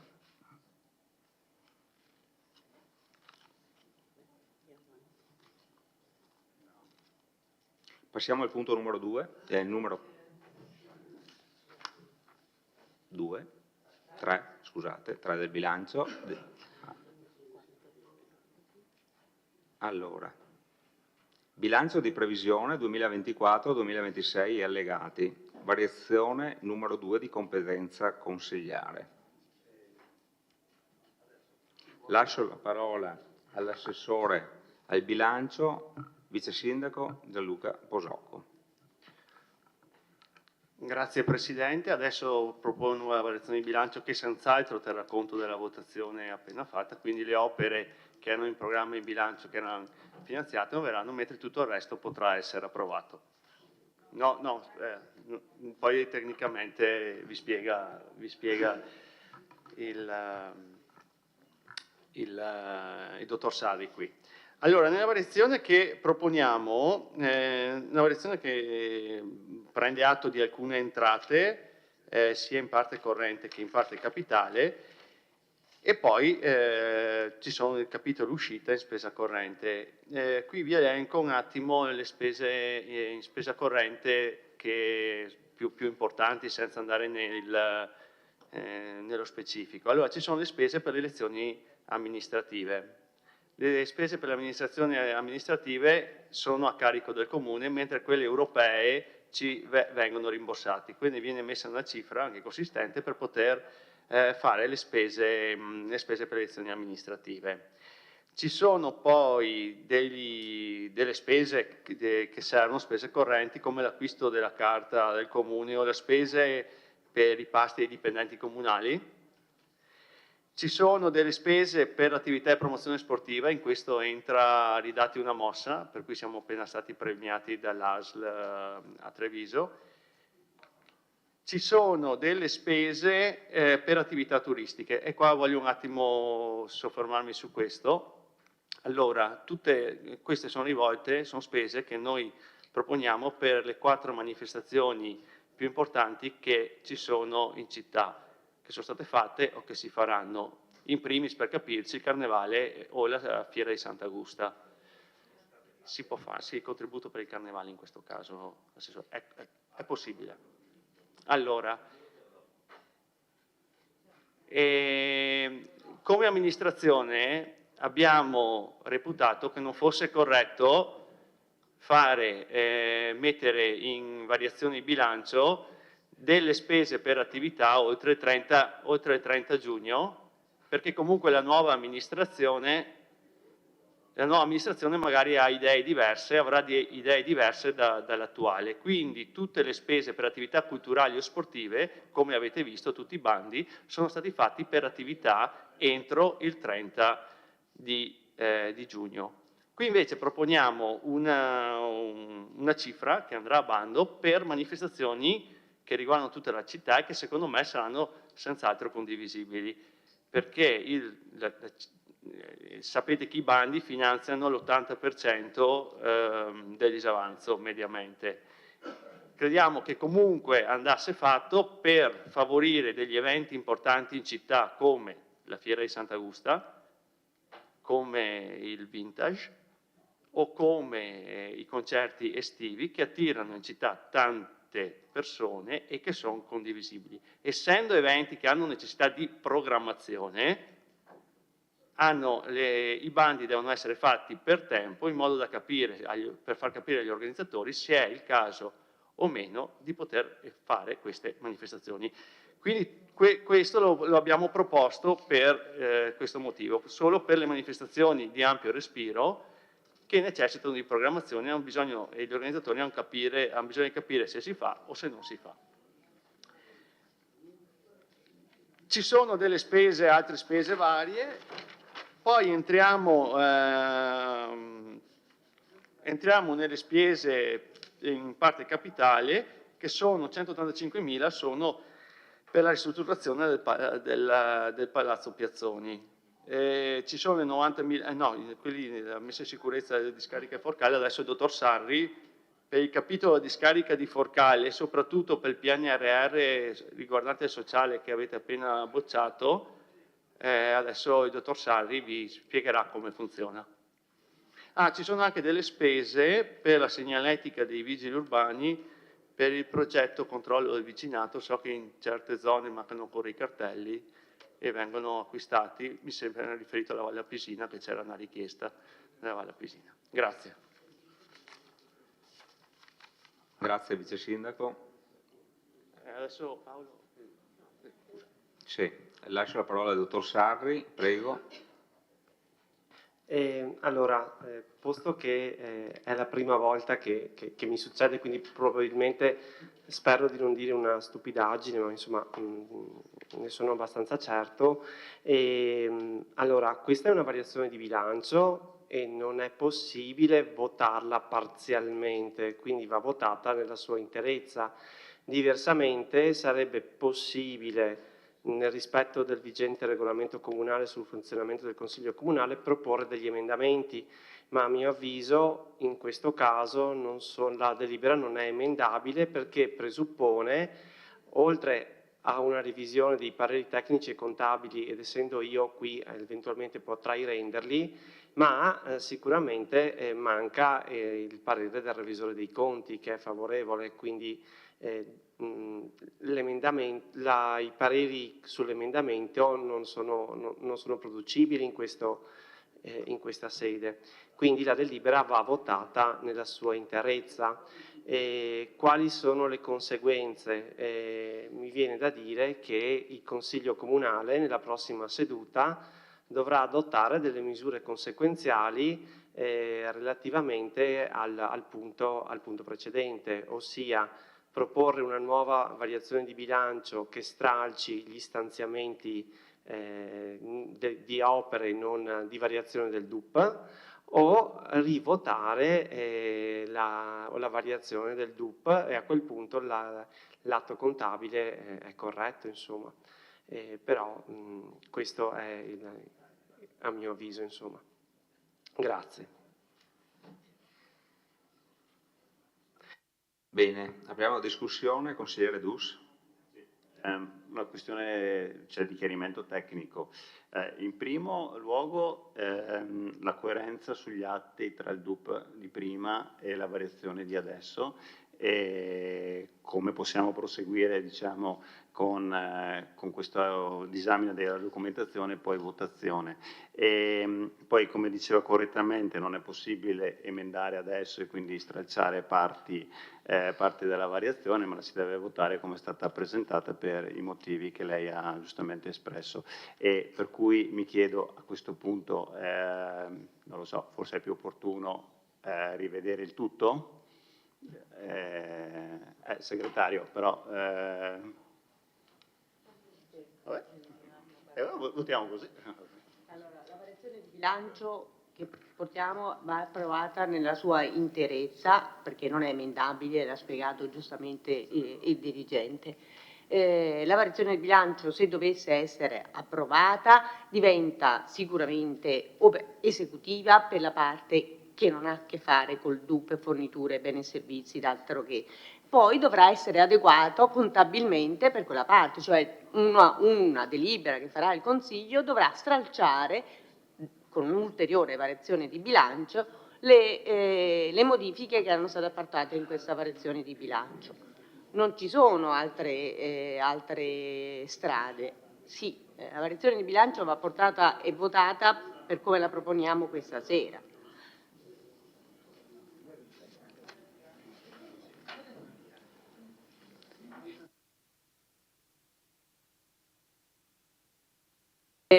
La variazione al DUP non c'è incoerenza, è giusto a lei la sua osservazione, perché le opere sono già ricomprese nel programma opere pubbliche, ciò che si differenzia è l'importo. Non si potrà dare esecuzione a tutti gli atti conseguenti, cioè approvare il progetto del project financing, uscire con la gara, tutto questo non si potrà fare, perché ovviamente se gli atti programmatici limitatamente a quella parte non sono stati approvati, quella parte non potrà essere, non vi si potrà dare esecuzione. Questo è pacifico.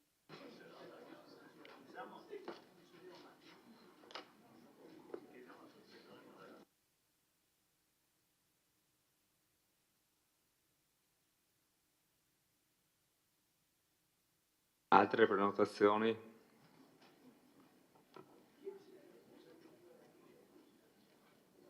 Se non vedo prenotazioni andiamo avanti alla dichiarazione di voto. Dichiarazione di voto.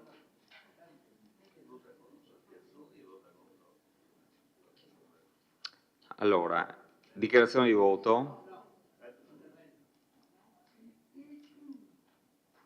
Prego, consigliere. Chiedo di sospendere i lavori per 5 minuti per una riunione con i capigruppo.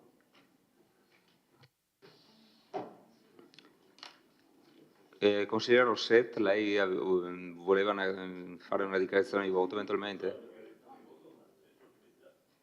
Ok, adesso chiedo un attimo al consigliere di venire qua e dare le motivazioni. Consigliere De Antoni, prego, venga qua.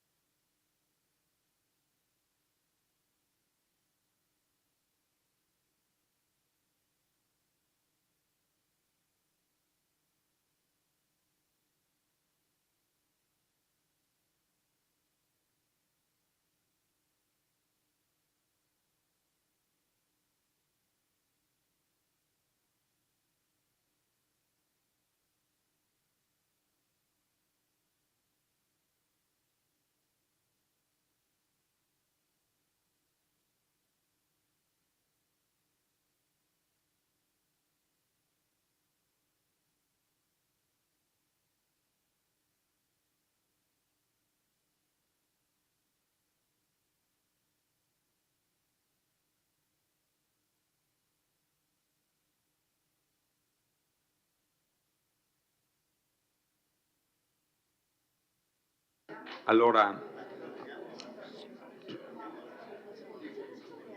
consigliere De Antoni, può venire un attimo qua? Ma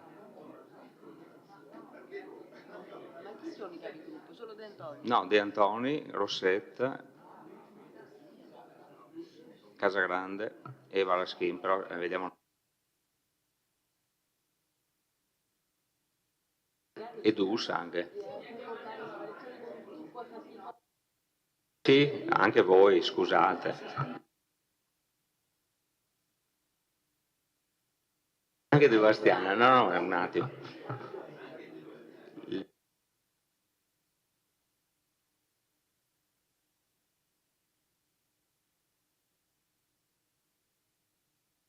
Allora sospendiamo un attimo, 5 minuti, facciamo una riunione di capigruppo. Chiedo ovviamente.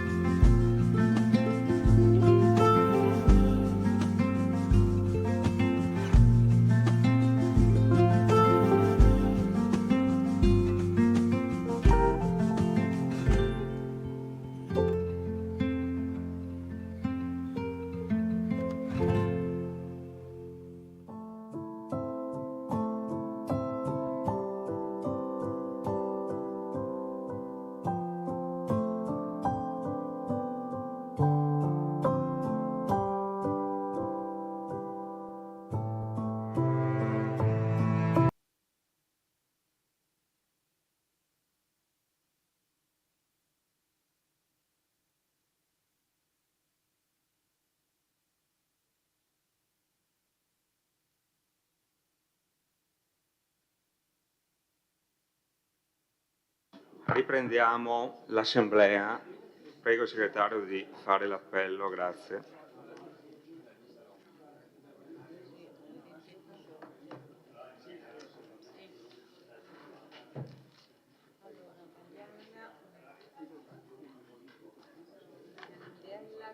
De Andrea, sì, lì, Darè Gian Antonio,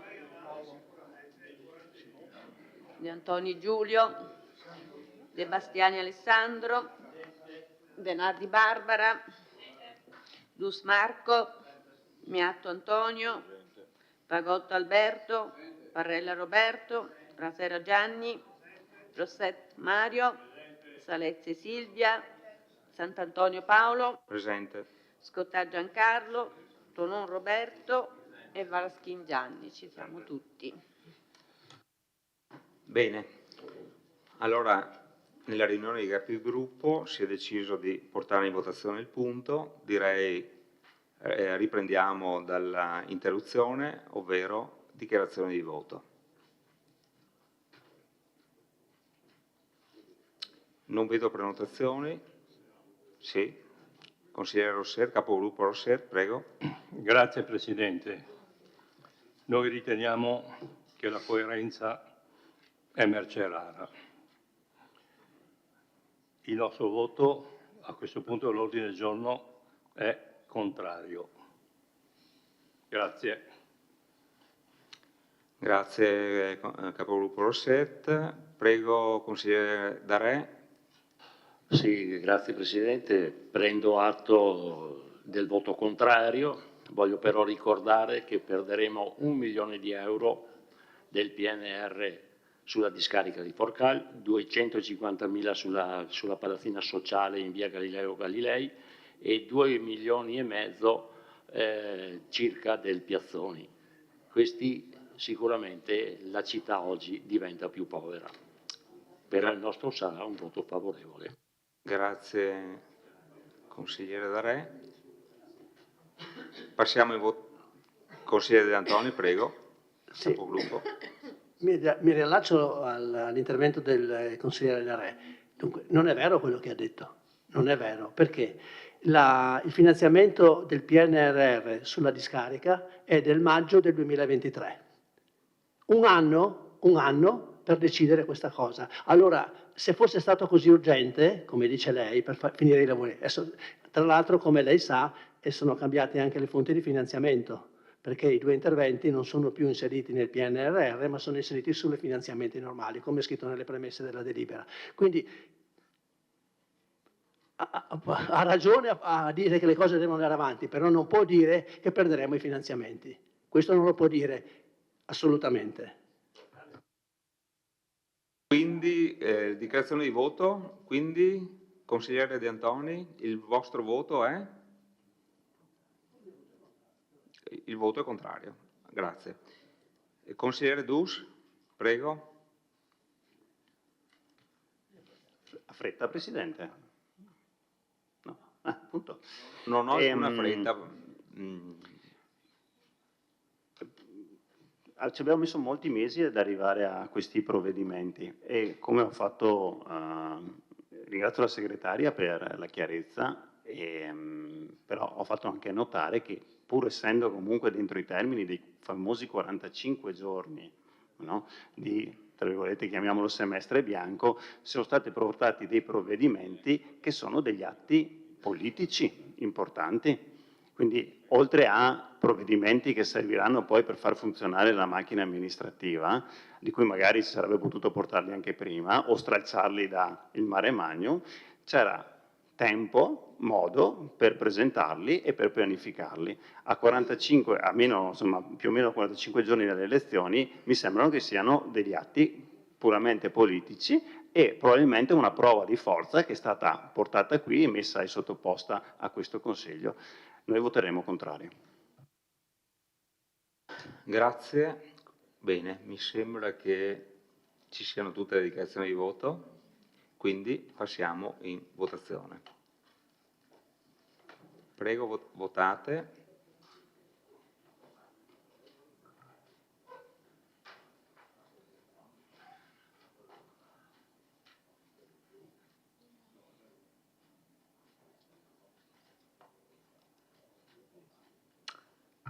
La proposta di delibera è respinta con contrari 10, favorevoli 7, astenuti 0.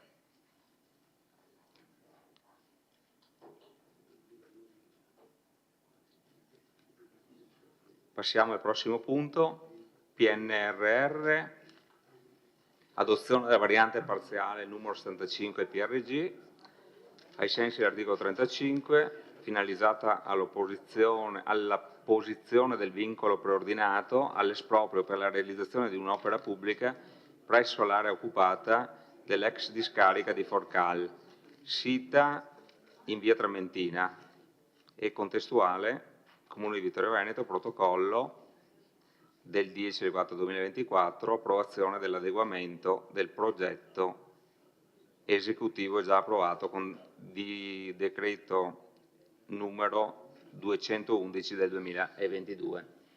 Lascio la parola all'assessore.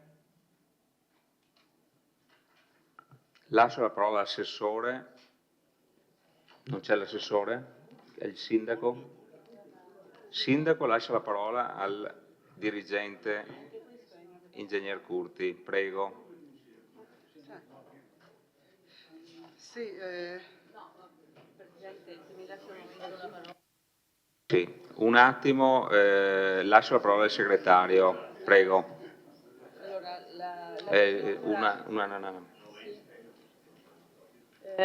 Il progetto, quello che andiamo a approvare questa sera è approvazione del progetto Forcal in variante urbanistica.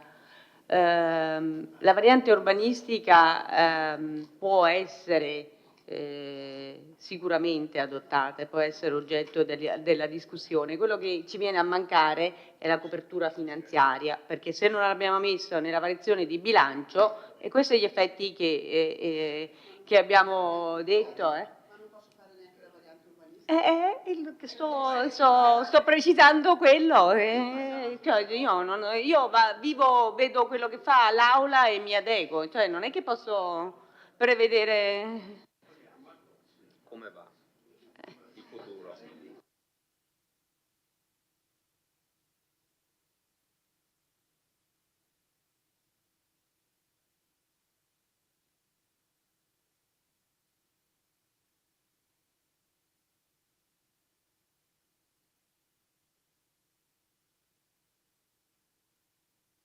Consigliere Resera, cosa mi dica? Ma come Presidente di Commissione a questo punto, se non c'è la copertura finanziaria, ritirerei il punto. Non possiamo fare altro che ritirare il punto.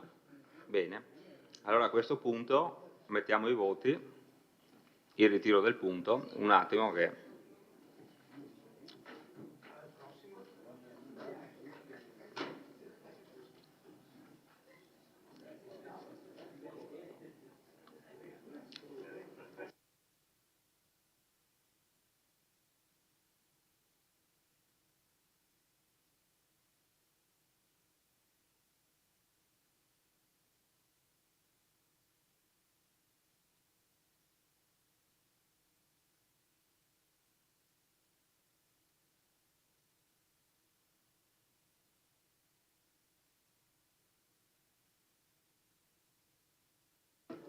Allora,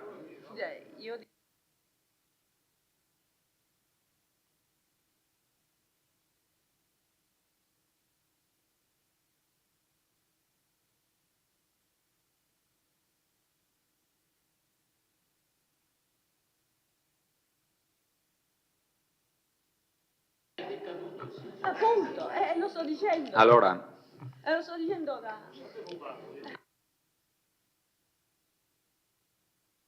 il segretario dice che il punto è automaticamente decaduto e quindi non si ritira, ma non si discute e basta. È tutto decaduto, ma se così ci capiamo va bene. È un punto che non è votabile, quindi ritiriamo.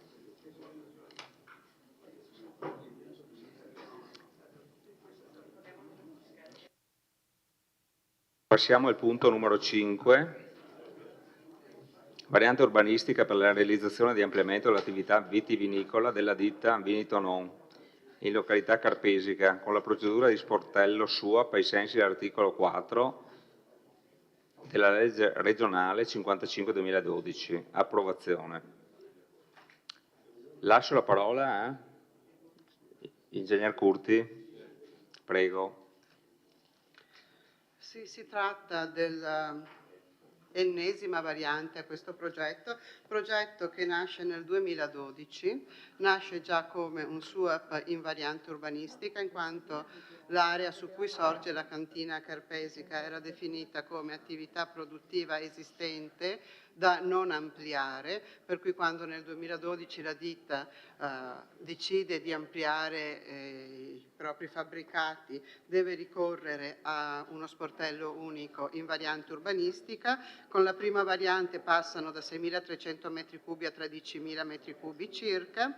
Dal 2012 a oggi ci sono state parecchie varianti al permesso di costruire. Di queste varianti una è stata in deroga perché ha previsto un ulteriore aumento di 2.300 circa metri cubi, quindi dai 13.000 del 2012 si è passati a 15.300, e da ultima questa variante che ha avuto un iter lungo perché inizia nel 2021, ci sono state tutta una serie di richieste di integrazioni, dopodiché è stata adottata in conferenza di servizi, è stata pubblicata, non sono pervenute osservazioni, è stata fatta tutta la procedura VAS, finalmente abbiamo avuto il parere della commissione VAS. Questa variante porta la volumetria, che ricordo inizialmente era di 6.000 metri cubi, 6.300, e con i vari sportelli unici era arrivata a 15.300, la porta a 18.700 metri cubi. La modifica è esclusivamente totalmente interrata, in quanto nella zona in cui ricade questo intervento anche la parte interrata viene computata ai fini volumetrici, quindi i 3.300 circa metri cubi di ampliamento sono completamente interrati.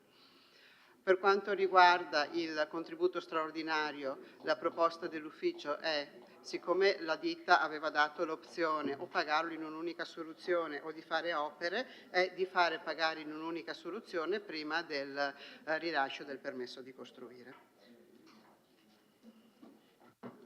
Grazie ingegnere. Aperta la discussione.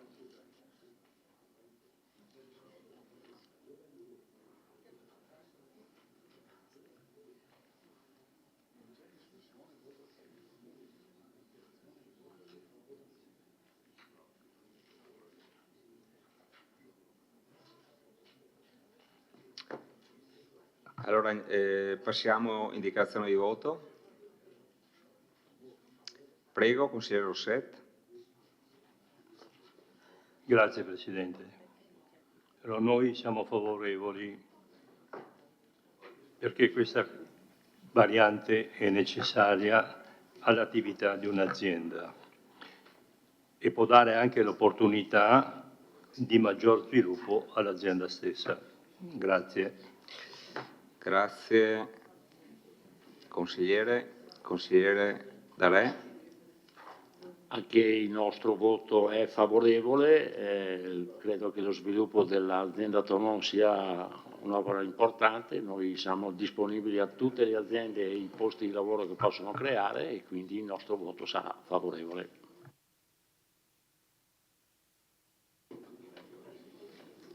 Consigliere Varaschin. Favorevole anche il mio voto, è un'azienda che conosco molto bene abitando praticamente quasi di fronte, e sicuramente è sempre andata aumentando sia come numero di dipendenti sia come lavori fatti praticamente attorno per la comunità, e quindi il mio voto è favorevole. Grazie.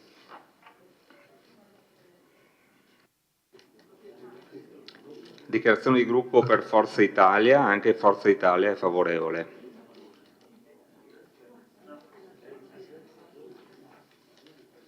Bene, passiamo in votazione.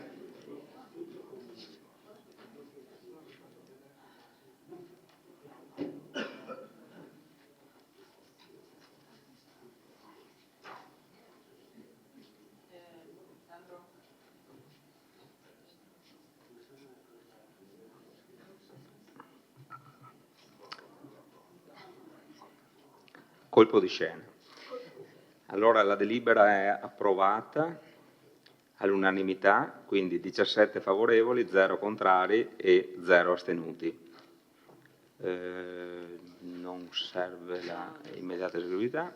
Bene, passiamo al prossimo punto. Approvazione e modifica al regolamento edilizia comunale. Lascio la parola all'assessore, non esiste, all'ingegnere Della Giustina.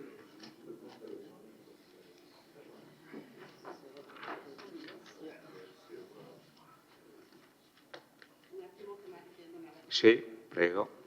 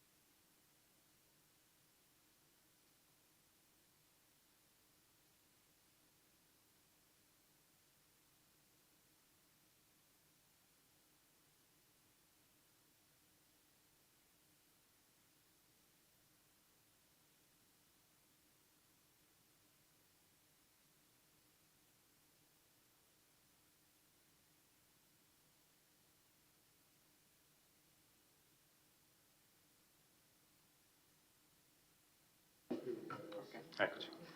Buonasera a tutti.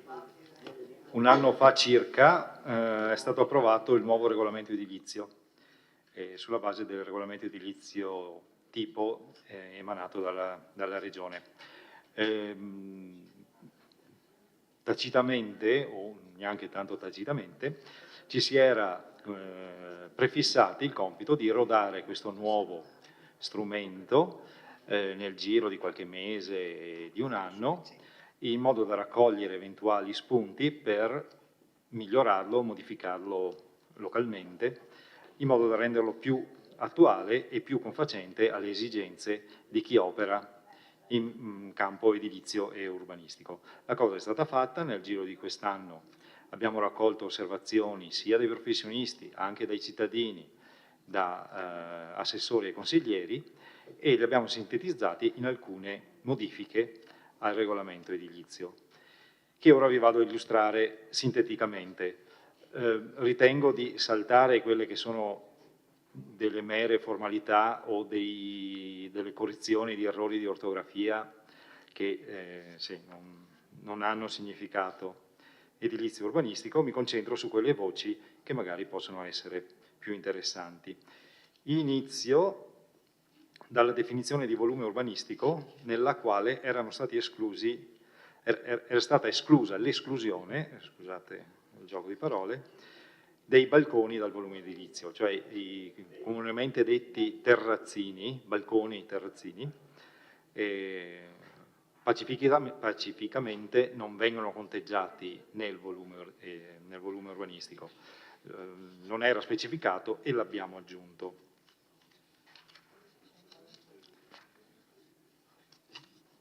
Un'altra modifica significativa è all'articolo 8, dove ci sono delle disposizioni generali sulle procedure. Una delle cose cui è chiamato a rispondere il mio ufficio, il nostro ufficio, è quella di dichiarare le idoneità alloggiative dei fabbricati delle unità immobiliari. Al fine di velocizzare e di molto la risposta dell'ufficio, talvolta si presentano delle istanze molto urgenti, e noi abbiamo inserito l'obbligo che l'istanza stessa venga già corredata delle caratteristiche dimensionali dell'unità immobiliare, asseverata da un tecnico, e così noi la possiamo ricevere, la prendiamo e la consideriamo valida e immediatamente possiamo rilasciare l'idoneità alloggiativa. In questa maniera la risposta è davvero molto veloce, perché ci capita anche di rispondere in giornata. Poi ci sono alcuni dettagli su delle definizioni, ad esempio l'articolo 38 sulle caratteristiche dimensionali, costruttive e funzionali degli edifici. Abbiamo inserito il fatto che taverne, locali tecnici e ripostigli interrati siano di classificazione R2, che ha delle specifiche dimensionali più basse rispetto a quei locali propriamente abitativi, e questo agevola molte situazioni che si trovano nelle abitazioni, nei fabbricati di tutti i cittadini o di molti cittadini. Infine, l'ultima modifica, anzi la penultima, perché dopo c'è quella sui DEOR, allora, è all'articolo 71, pubblico decoro, manutenzione e sicurezza delle costruzioni e dei luoghi. Si è aggiunto un paragrafo al comma 5 che dice: fatto salvo quanto previsto dal codice penale, ogni edificio e le sue pertinenze devono essere tenuti in buono stato di conservazione per evitare pericoli e danni. Particolare diligenza deve essere rivolta anche mediante ispezioni periodiche alla buona conservazione dei camini, dei fumaioli, delle balconate, dei cornicioni, dei rivestimenti, degli stemmi, dei tetti, delle grondaie e degli intonaci. È un'aggiunta che nelle intenzioni dovrebbe aiutare gli uffici a intervenire presso i privati in quelle condizioni, in quelle situazioni in cui si verificano situazioni di pericolo per la pubblica incolumità. Infine, adesso provo a...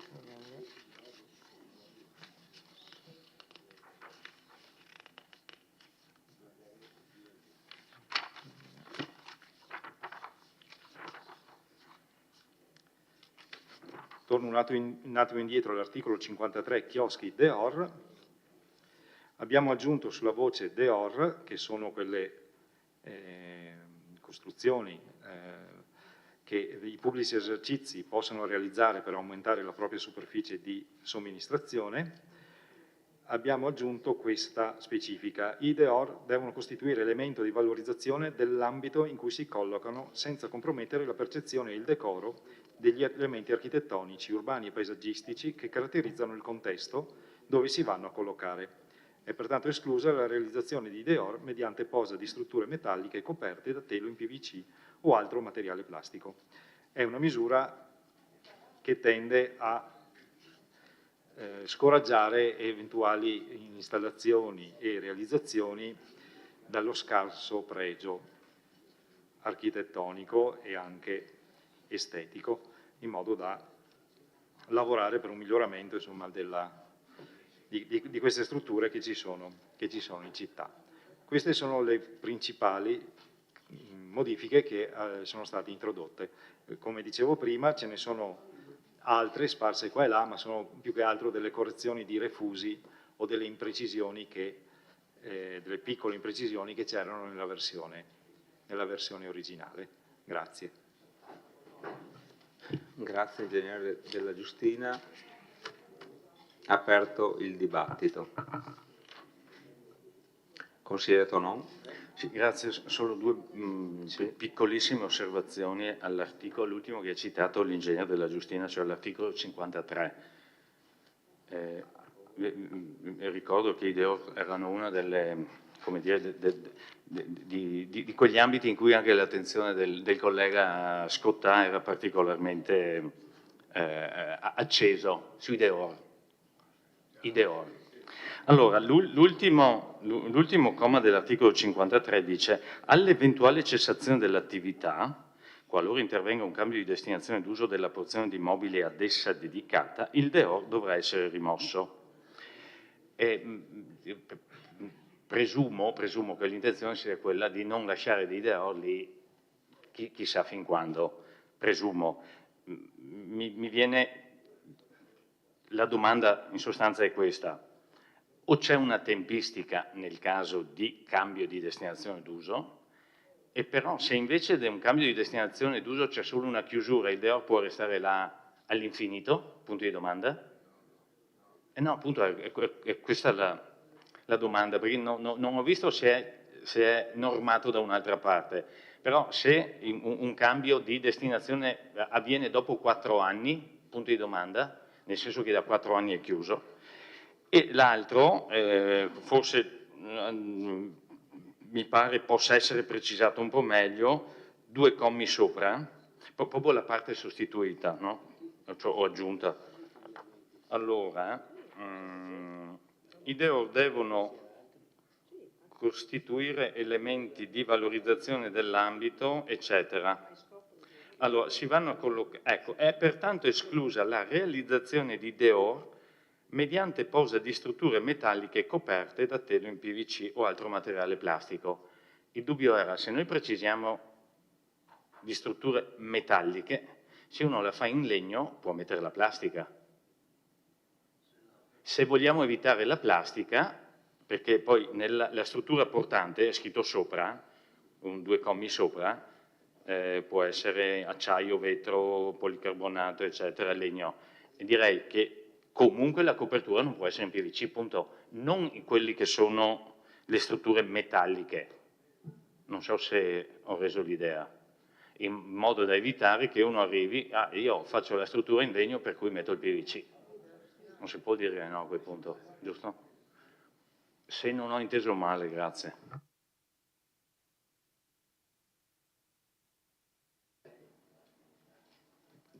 Volete rispondere subito? Ingegnere, prego.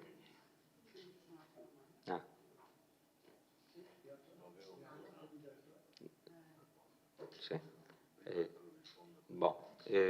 Sindaco, prego.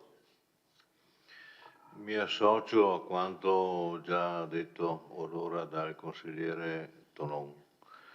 In questa trattazione di DEOR fondamentalmente si cerca di ottenere risultati finali plausibili, accettabili, conformi alla qualità dell'ambiente in cui i DEOR vanno a collocarsi.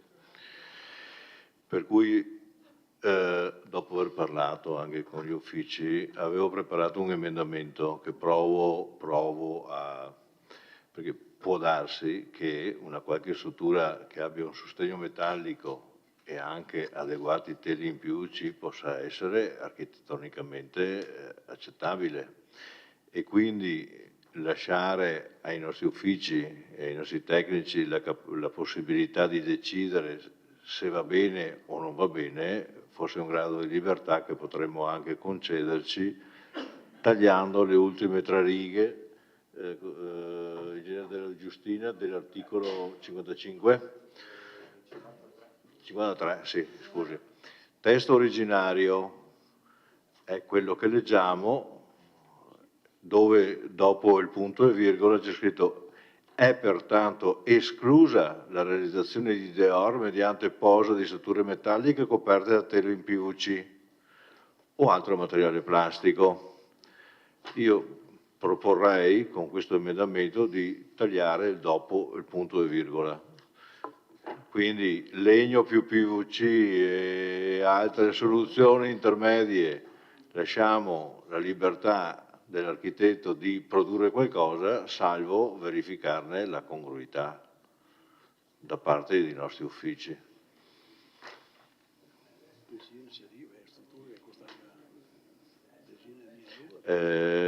Chiedo anche una risposta, un parere anche tecnico da parte dell'ingegnere della Giustina.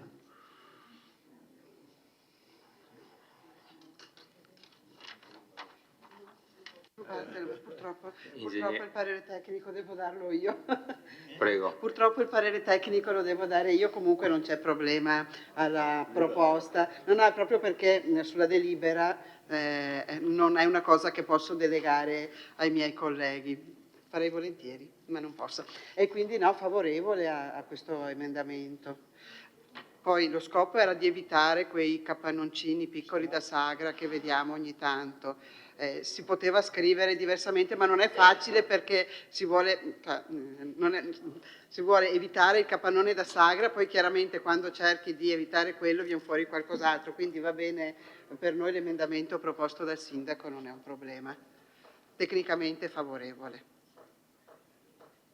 Sull'altra osservazione del consigliere Tonon, all'eventuale cessazione dell'attività, qualora intervenga un cambio di destinazione d'uso nella porzione di immobili interessata, il DEOR deve essere rimosso. È il cambio di destinazione d'uso che determina che il DEOR non è più legittimo. Finché, siccome il DEOR è possibile solo per determinate destinazioni d'uso, finché la destinazione è quella, il DEOR, secondo noi, ha diritto di restare. Per cui un DEOR realizzato dalla società X che gestisce un ambiente che dopo 5 anni chiude l'ambiente, il DEOR può rimanere. Stiamo parlando su suolo privato. Su suolo privato, sì, questa sul suolo privato. Qualora invece la proprietà dovesse cambiare la destinazione d'uso, evidentemente non è più compatibile, non è un volume acquisito, è una struttura funzionale alla somministrazione.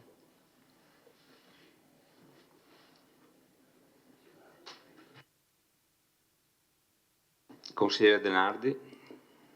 Sì, grazie.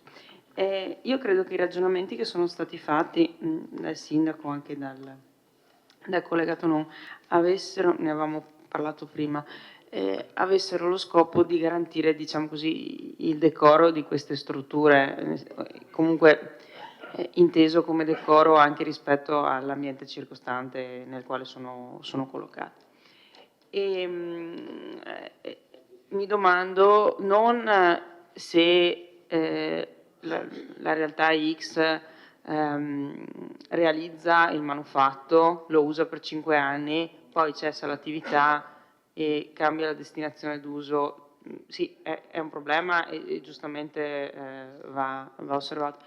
In termini di decoro però mi pongo anche l'altro problema. La realtà X costruisce il manufatto, cessa l'attività, non cambia la destinazione d'uso perché magari i locali rimangono sfitti, come mi pare che ultimamente abbiamo larghi esempi, magari per 3-4 anni. Nel frattempo la struttura, come tutte le strutture esposte alle intemperie dal punto di vista fisico e materiale, si degrada o comunque magari si sporca, rimane lì in pessime condizioni e risulta un elemento deteriore dal punto di vista della qualità anche della struttura stessa rispetto al contesto e rispetto all'ambiente nel quale si colloca.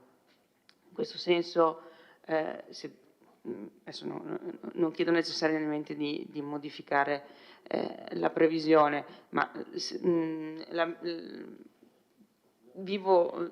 leggendo questa cosa mi pongo il problema: ma non sarebbe meglio assicurarsi che una volta costruite le strutture, una volta verificate che siano decorose, dignitose e quant'altro, lo permangano? Perché è chiaro che se io ho un'attività con un DEOR sono anche stimolato a mantenerlo in condizioni adeguate, perché sennò le persone, se fa schifo, diventa un elemento dissuasore della presenza. Però se l'attività è cessata magari da anni, non viene riaffittata o non viene riattivata, magari sì, non c'è neanche l'interesse poi da parte dell'attività a tenere in buone condizioni esteticamente parlando e strutturalmente parlando anche, perché insomma, mi pare che se stiamo a guardare non necessariamente DEOR in senso stretto, ma strutture che magari sono mezze cadenti, tende lacerate, sporche o quant'altro, ne vediamo, insomma, ecco. Avendo tutti quanti interesse alla cura e alla bellezza del nostro territorio, forse anche un ragionamento, non dico necessariamente di modificare adesso, ma un ragionamento in questi termini forse dovremmo farcelo tutti quanti. Grazie. Grazie consigliere. Altre prenotazioni?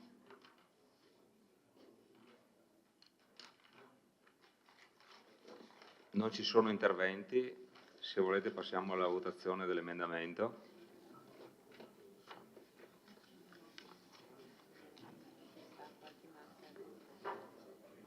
Sì, l'ingegnere vuole dire qualcosa? No? Sì? No? Sì? Sì o no?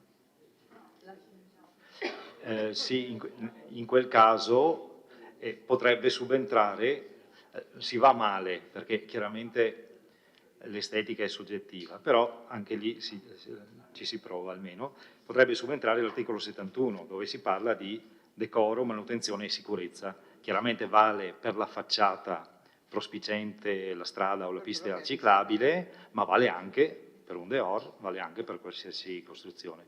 Quindi, ecco, subentrerebbe un altro articolo.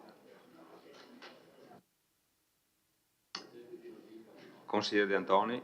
No, volevo solo precisare che in commissione avevamo parlato di questa cosa e gli uffici avevano detto che il sindaco aveva questa intenzione di, in qualche modo, se ho capito bene, perché il suo emendamento l'ho letto velocemente, non l'ho seguito bene, ma in qualche modo c'era la volontà di demandare all'ufficio la verifica del decoro, della bellezza. Ora è difficile, diciamo, che l'ufficio possa, perché non è bello quello che è bello, ma è bello quello che piace, insomma, no? Quindi è un giudizio abbastanza difficile da dare. E quindi a me sembrava che la proposta che avevano fatto come ufficio era più netta, insomma, ecco, queste cose non si fanno, ecco.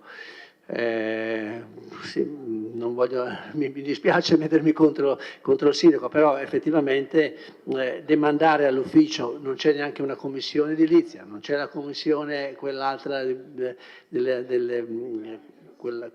diciamo, dei beni architettonici, eccetera, e demandare all'ingegnere o a uno o all'altro, insomma, questa scelta è abbastanza anche delicato anche per loro, insomma, no? Che sono costretti a fare una valutazione di tipo qualitativo che è un po' difficile. Comunque su questo tema inviterei a pensarci, insomma, ecco, prima di accettare la proposta del sindaco.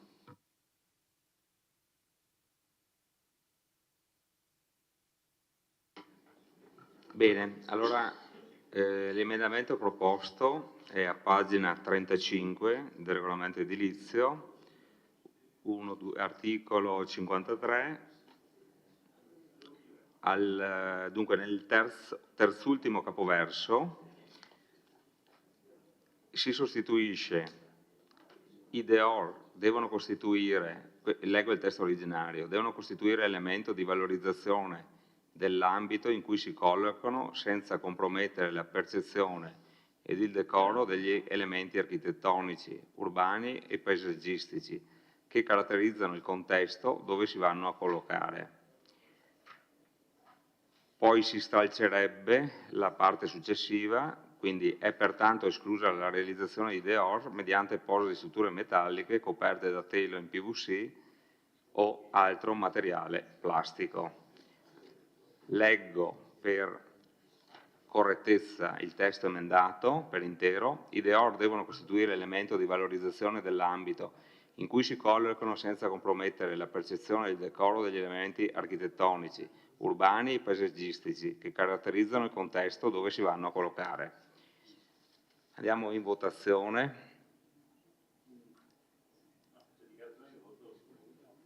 No, questo è l'emendamento. No, l'emendamento non si dichiara. Andiamo in votazione.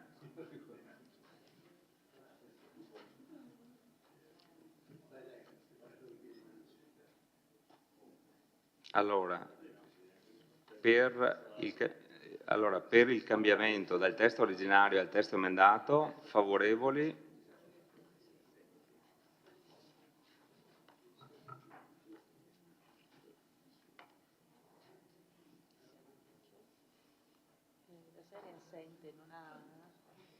Rasera è assente e si è dimenticato di sbeggiare.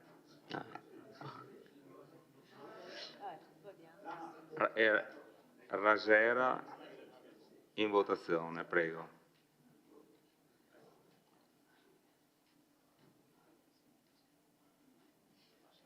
Bene.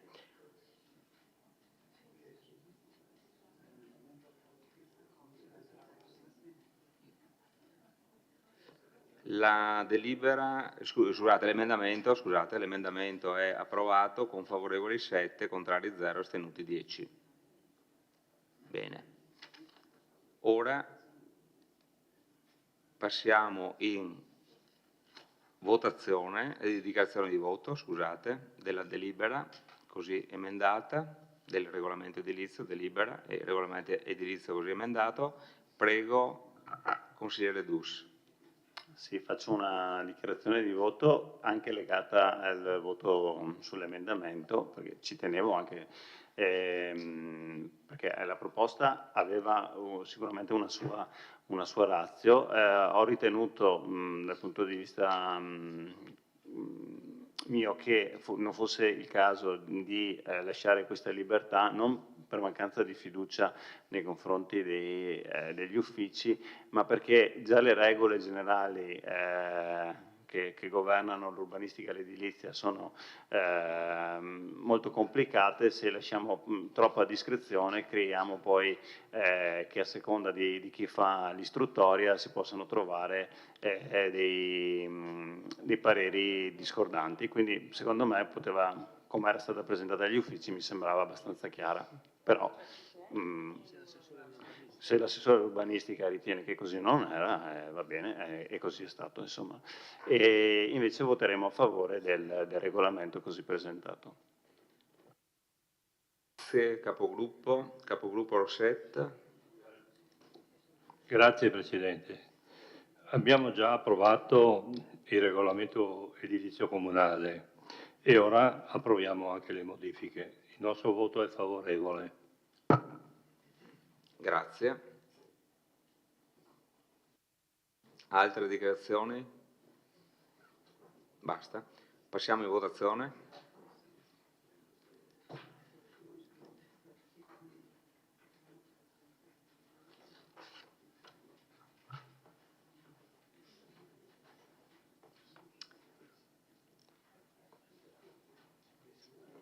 Bene.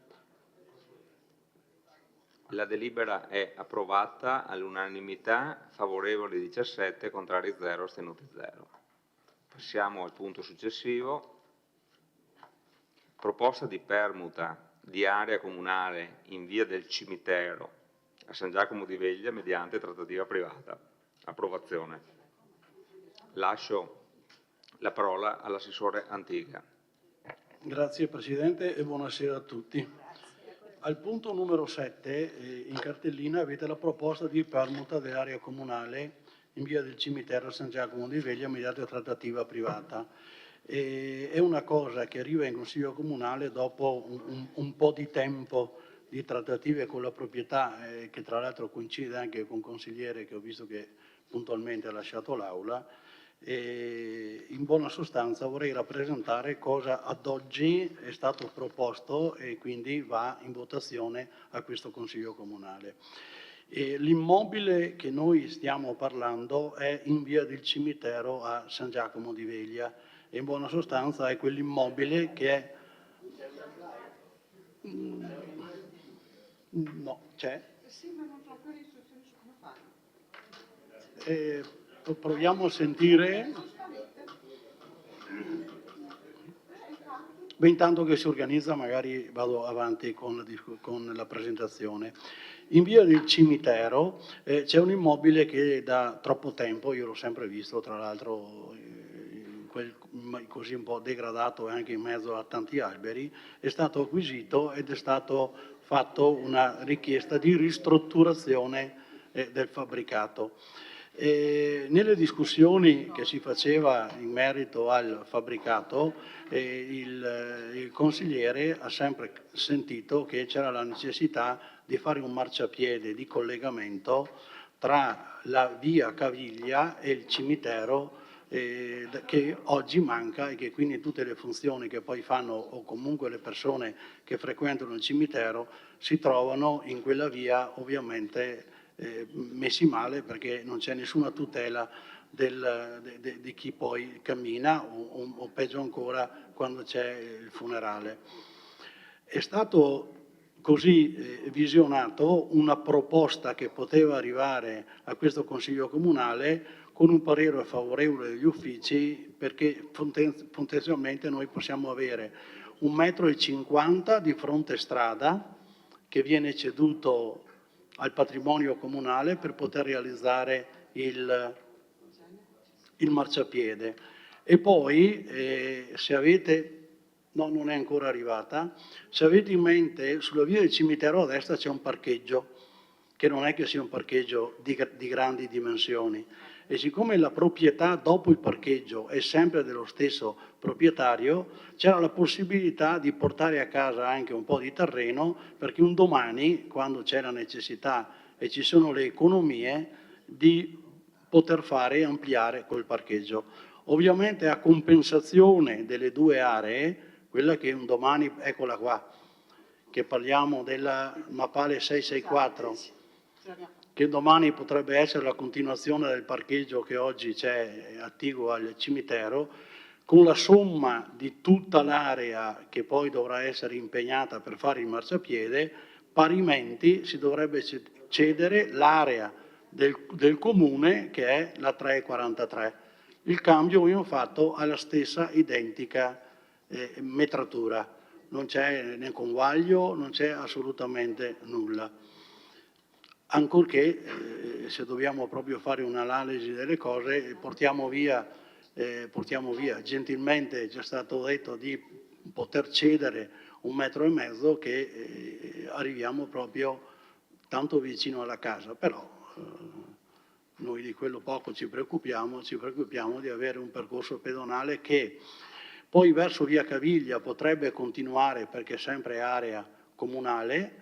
Ci troviamo invece un po' forse male nell'angolo via Caviglia, via del cimitero, perché lì c'è un immobile. Però lì c'è la possibilità di allargarci solo a sud di quel 1,5 metri spostando la strada, quindi con una curva anche abbastanza semplice, si rientra poi nella vecchia via del cimitero e quindi potremo avere tutto il marciapiede che scende. Questo è quanto. Prego, consiglieri.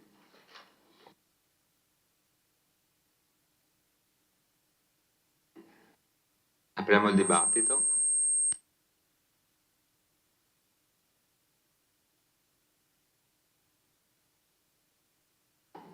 Consigliere De Bastiani.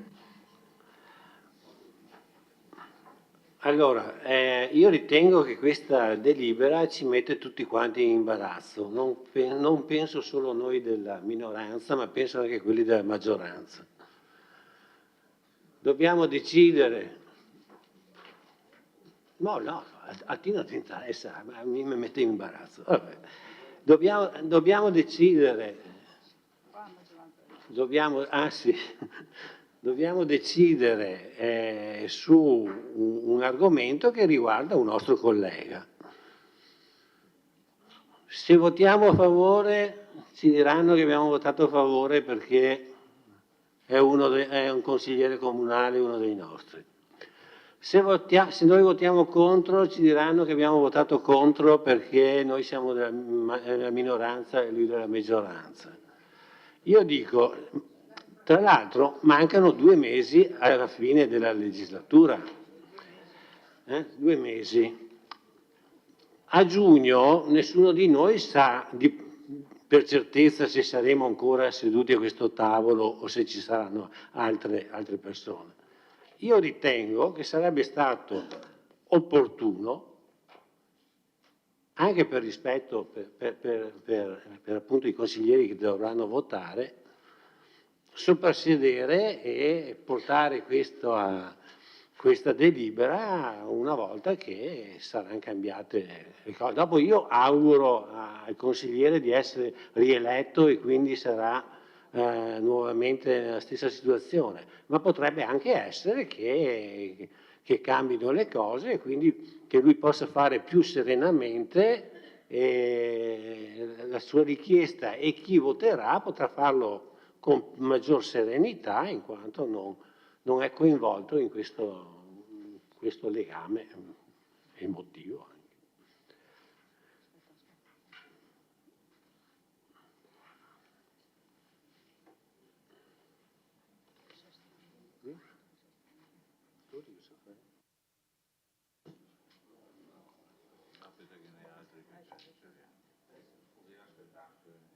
No, se non sono altri ovviamente sì.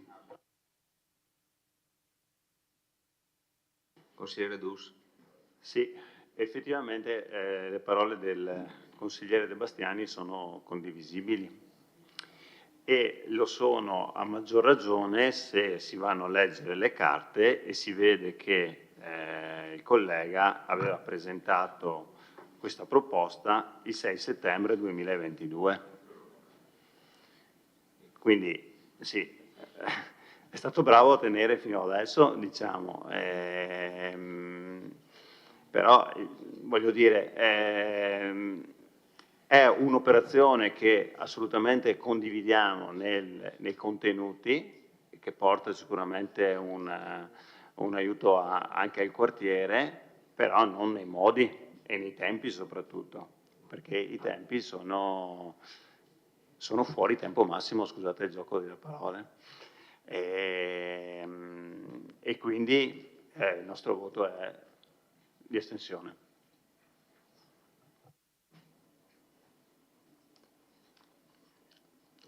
Ci sono altri interventi? Prima che risponda l'assessore Antiga, consigliere Rosset, prego. Grazie Presidente. Ma noi sinceramente non abbiamo di queste remore. Scusate. Per noi conta di più la sicurezza delle persone, anche molto anziane, che si recano al cimitero. Questa permuta permette quindi la riorganizzazione della viabilità verso il cimitero e in più dà anche la possibilità di creare un marciapiede. Quindi il nostro voto è favorevole. Grazie, consigliere Rossetta. Ci sono altri interventi? Che poi facciamo chiudere all'assessore. Consigliere Tonon. Sì, scusi, ma solo per un chiarimento, perché siccome il pensiero al punto 2 della delibera è lunghissimo, io non riesco a capire cosa c'è scritto, francamente, perché parla di dunque l'area individuata, catastralmente identificata il catasto terreni foglio 79, mappali 665 per una porzione ad esclusione di una fascia, cioè, non è molto chiaro, cioè, nel senso che bisogna ancora fare tutto il frazionamento, non è molto chiaro però come è scritto, secondo me, però vedete voi.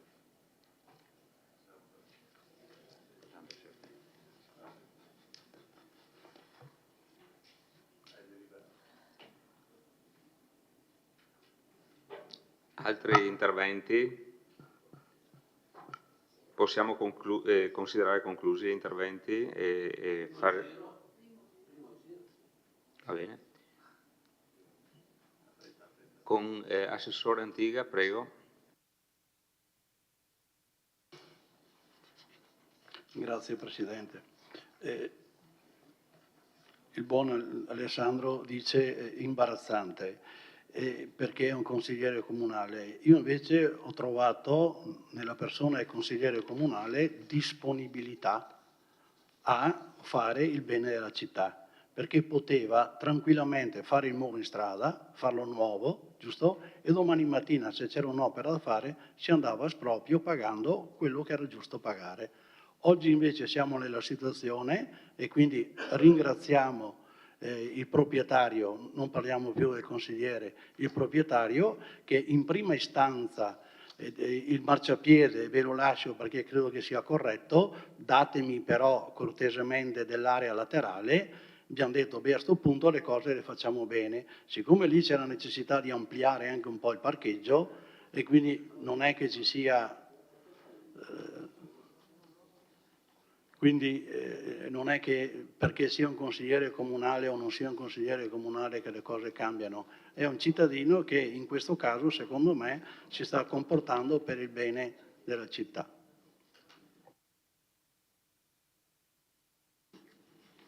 Altri interventi? Consigliere De Bastiani. Mi rivolgo al consigliere Rosset, che conosce bene la situazione.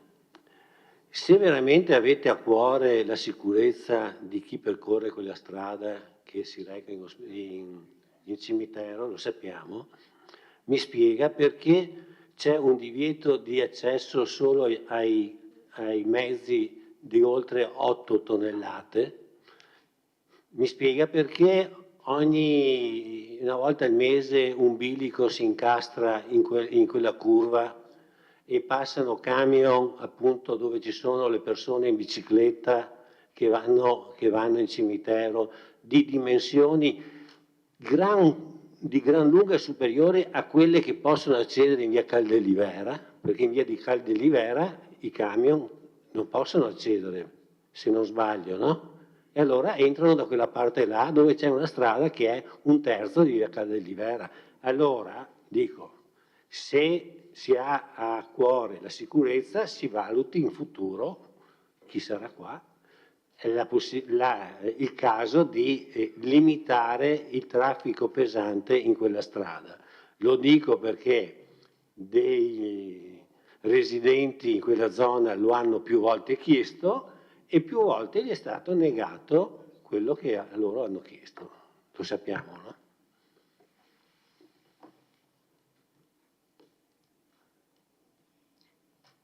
Consigliere Rossetta. Intervengo solo perché sono stato chiamato in causa.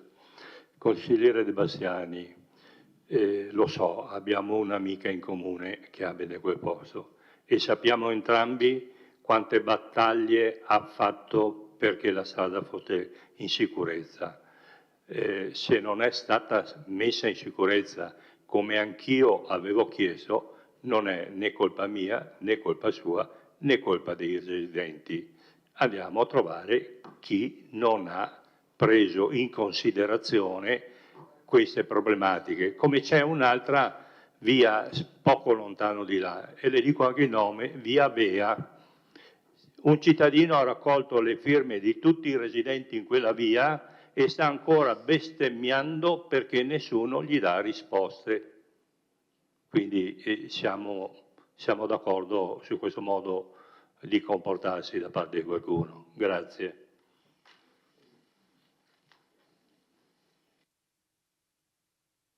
Consigliere Rasera. Sì, volevo solo intervenire perché io lavoro lì in zona e quindi vedo le situazioni come sono. Gran parte dei camion che rimangono incastrati lì è perché il navigatore li porta all'interno di quella strada e gran parte di questi veicoli sono veicoli stranieri, quindi non è che sia da mettere in sicurezza o no. Lì la problematica sono i navigatori che portano i camion all'interno di quell'area. Grazie.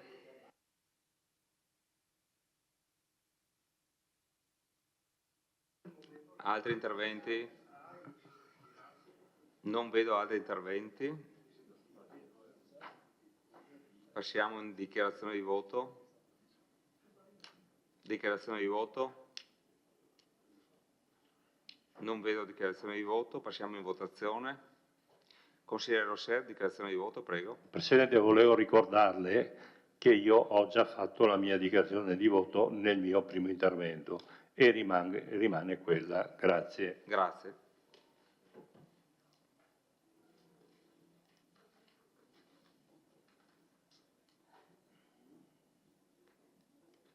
Prego, votate.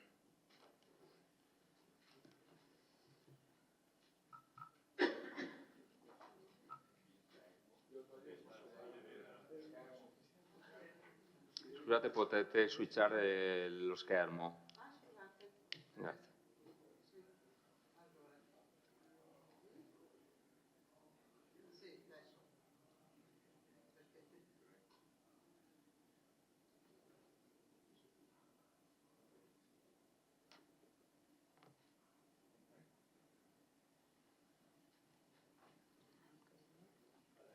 Allora, consigliere Parrella, se può votare, grazie. Chiudi votazione. Allora, la delibera è approvata con 10 favorevoli, 0 contrari e 6 astenuti.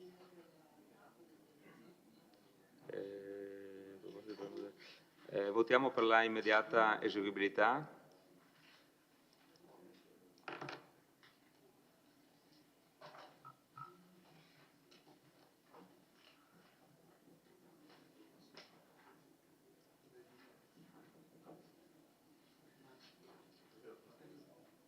Consigliere Dus? Perfetto, grazie. La delibera è immediatamente eseguibile con favorevoli 10, contrari 0, astenuti 6. Passiamo al prossimo punto ed ultimo. Allora, acquisto negozi siti al piano terra del condominio Quadrilatero, atto di indirizzo. Lascio la parola all'assessore Antiga. Grazie Presidente. Al punto numero 8 abbiamo l'atto di indirizzo per l'acquisizione di negozi al piano terra del condominio Quadrilatero. E anche questa magari arriverà con non tanto anticipo, ma ci sono state delle vicissitudini nel frattempo che, se posso, ve le elenco. Il contatto che noi abbiamo avuto con la proprietà è nato ancora tanti mesi fa, quando era sorto il problema dove vendono le bevande, che c'era gente che maltrattava gli armadi, sporcava fuori. Abbiamo chiesto ai signori che tipo di contratto avessero per poter capire se era in scadenza o meno, perché quella situazione ovviamente non è che potesse andare avanti in quella maniera. E i proprietari in allora hanno manifestato la volontà di vendere, giusto, l'immobile, e addirittura non solo l'immobile, quello delle bevande, ma l'insieme, perché tutti i negozi che voi avete, che potete vedere, dal numero 1 fino al numero 5, 2 sono occupati, gli altri 3 sono sfitti, sono tutti della stessa proprietà. E la cosa ci sembrava abbastanza da poter prendere in considerazione, perché si stava nel frattempo vedendo una situazione sulle scale, che tutti voi conoscete all'anagrafe, che era diventata indecorosa, con persone che si sedevano nei gradini, e quindi ci sembrava che se avessimo portato l'anagrafe al piano terra, con lo studio di un layout che abbiamo fatto internamente con l'architetto Salton, che magari anche quello lo abbiamo visto che al piano terra, senza occupare il negozio dell'ottico, che hanno ancora un contratto abbastanza lungo e quindi non poteva essere da subito messo nel layout, l'anagrafe al piano terra si poteva trasferire. Quindi questo è un layout, è una bozza che è partita riconoscendo tutti gli spazi e il layout per capire se poteva funzionare. A quel punto, visto che la cosa era stata condivisa anche con gli uffici e la funzionalità poteva essere garantita e sicuramente migliorata, essendo tutto il piano terra, una sala d'attesa un po' più consona, insomma un bel progetto. Poi ovviamente da queste cose nascono cose diverse. Liberiamo il piano primo e potrebbe essere che il Carducci, che adesso c'è il sociale, si spostasse al piano primo, e quindi poteva essere che tutto quanto il blocco diventasse del comune e che tutti i dipendenti comunali fossero su un unico opificio invece che in 2. C'era poi un problema del piano terra, dove adesso c'è l'agenzia del lavoro. L'agenzia del lavoro, noi li abbiamo sentiti, avevano risorse proprie per poter anche investire nell'eventualità che noi avessimo dato loro via Carducci. Gli facevano un investimento e andavano a trasferirsi in via. A questo punto la cosa sembrava interessante e si pensava di finanziare quest'opera senza andare a gravare ovviamente nelle casse del comune o mutui vari. La prima proposta che ci sembrava che poteva essere una proposta che si realizzava in poco tempo, noi intero Vittorio Veneto, ha un lotto di terra che è giù di fronte alla Falmec, se voi sapete, che tra l'altro nella presentazione della nuova zona industriale fatta con l'università hanno messo anche un bel blocco a servizi a disposizione di tutta l'area. Quell'area era di interesse di un privato che aveva manifestato la volontà di comprarla, e quindi si pensava di poter fare lì reperire le risorse per finanziare questo progetto. Poi la cosa si è fermata perché all'interno di quel blocco c'è una percentuale, non è al 100% del comune, ma per meno di un 10% è di un privato, e quindi non aveva nessuna intenzione di andare a fare delle trattative con questo privato, e quindi la cosa poi si è sfumata. Nel frattempo è arrivato anche al patrimonio una richiesta dell'area sul Menarè da parte del consorzio. Abbiamo detto, beh, se abbiamo perso una, cerchiamo di recuperare l'altra, e siamo partiti con la valorizzazione dell'area, visto che il ventennale era decorso e quindi si poteva procedere, e quindi siamo partiti con la variante di quell'area. È stata adottata, non è stata approvata, perché in questo Consiglio l'abbiamo ritirata, perché nel frattempo c'era un TAR di mezzo che bisognava comunque attendere o risolvere. Quindi questo progetto è rimasto sopra le scrivanie che giravano da parte all'altra. Cosa c'è di nuovo oggi? Oggi c'è di nuovo che la proprietà ci dice che quello delle bevande ha manifestato l'intenzione di comprare il negozio per stabilirsi lì per sempre. Ovviamente se quel negozio viene venduto salta tutto quello che potrebbe essere questo progetto, e quindi abbiamo chiesto alla proprietà se potevano comunque aspettare, però ovviamente era venduto l'intero, non solo un negozio, e quindi gli abbiamo chiesto se facevano una perizia che loro prontamente hanno presentato, che ovviamente dovrà passare il vaglio anche degli uffici per capire se c'è la congruità o meno dei prezzi.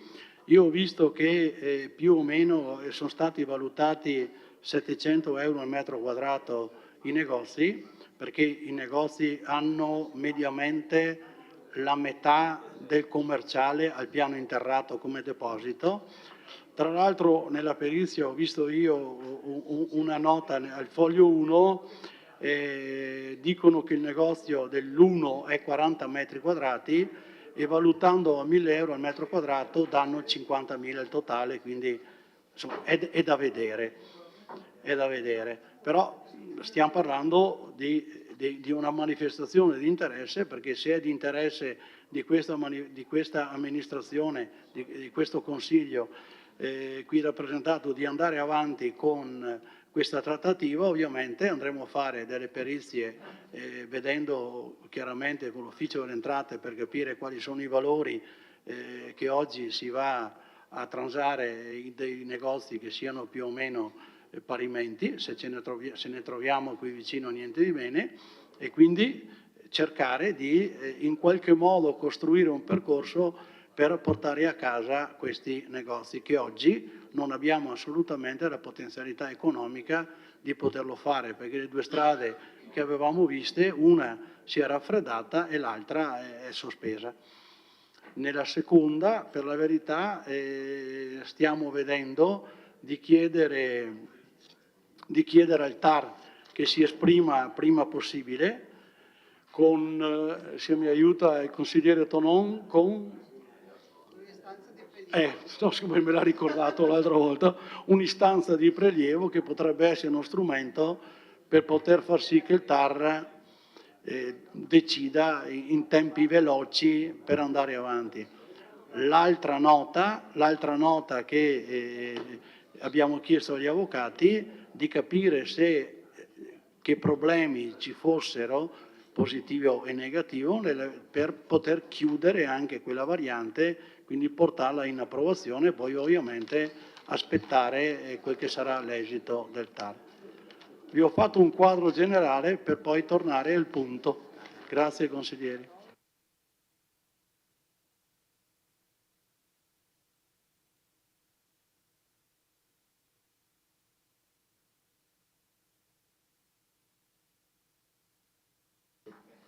Consigliere Dus. Deve essere sicuramente un mio limite, però Assessore, io non ho capito molto del suo intervento. Cioè, noi adesso abbiamo un atto di indirizzo che propone di acquistare dei negozi, e però non ci sono i soldi. No, Perfetto. Basta. Allora, quindi un domani dice, intanto diamo un atto di indirizzo, un domani troveremo i soldi per... No. Perché nel frattempo è arrivato quest'altro che dice che compra... No, proprio non ho capito. Sì. Consigliere De Antoni. Sì,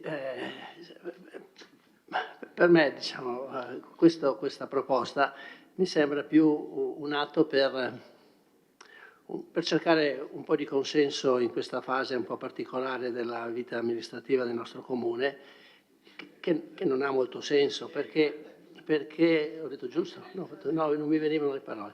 Perché la competenza dell'acquisto è del Consiglio Comunale, no? Quindi fare questo atto di indirizzo in questo momento, torno a dire, mi pare una cosa un po' strana. Allora, va bene asfaltare le strade il più possibile in questa fase, che è un vantaggio per tutti.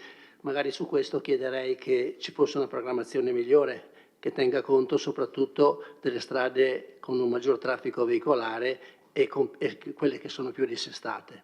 Va bene anche adesso a partire, non c'è l'assessore Fasan questa sera, partire con la segnaletica orizzontale.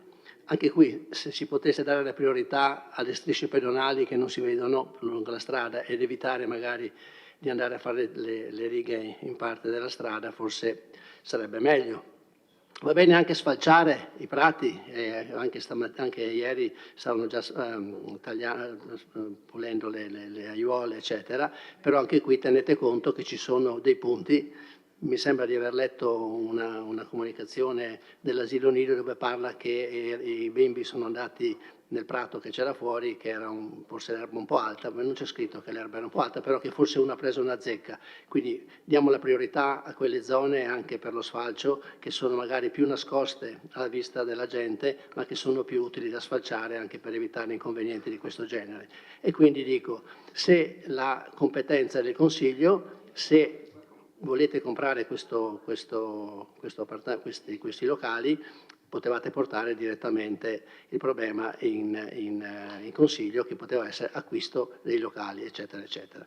E qui ribadisco un'ultima cosa, che anche le indicazioni riportate nella premessa della delibera e anche da quello che ha detto l'assessore, non raggiungiamo, acquistando anche questi locali, non raggiungiamo uno scopo più importante, che era quello di dare vitalità al quadrilatero, perché alla fine, l'ho detto 3 volte, lo dico ancora una volta, se proprio vogliamo dare vitalità al quadrilatero, acquistiamo dei locali per metterci l'ufficio turistico e non per mettere degli uffici che poi per 3 giorni alla settimana chiudono alle 14 e il sabato non ci sono mai e quindi non possono dare quella, diciamo, apertura e quella presenza nel quadrilatero che invece potrebbe garantire un ufficio come quello dello IAT, magari accompagnato, visto che poi non costano neanche tanto questi locali, accompagnato magari da una mostra dei prodotti tipici o qualcosa del genere.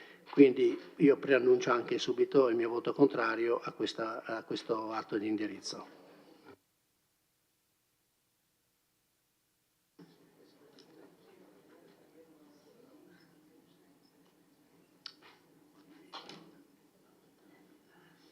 Consigliere Rosset, prego. Grazie Presidente. Nulla di nuovo sotto il sole. Ancora una volta assistiamo al ripetersi di situazioni già troppe volte avvenute nel passato. L'amministrazione uscente adotta dei provvedimenti che limiteranno il libero arbitrio della prossima amministrazione. Ho dei dubbi. Grazie. Grazie consigliere Rosset. Consigliere Denardi, prego. Grazie mille. Al di là del fatto che io credo che l'ente pubblico debba stimolare il mondo privato a realizzare soluzioni migliori e a sviluppare con la crescita soluzioni sociali e economiche migliori e non sostituirsi al privato.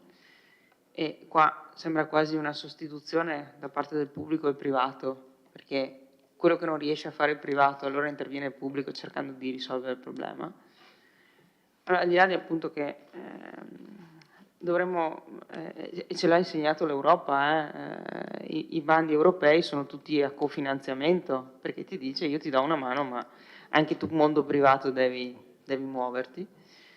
Io vi invito soltanto a riflettere sulla data che ci è segnata in basso a destra su quel disegno, 22 luglio 2022, se non ci vedo male io. Sono un po' miope anch'io, anzi parecchio miope fin da quinta elementare. Però come nel caso dei fondi PNRR sulla discarica di Forcal, il collega De Antoni citava che è praticamente da un anno che giacciono lì in attesa di una determinazione dell'amministrazione, questo disegno ha praticamente quasi 2 anni e la maggioranza porta oggi un atto di indirizzo mostrandoci questo disegno come ipotesi. No, beh, non gli ho detto che sono bolscevichi, no, dai. Ah, ok, non sono arrivata a tanto. anche se potrebbe. Infatti dicevo prima al consigliere Tonon, dopo ero io la comunistaccia cattiva qui dentro.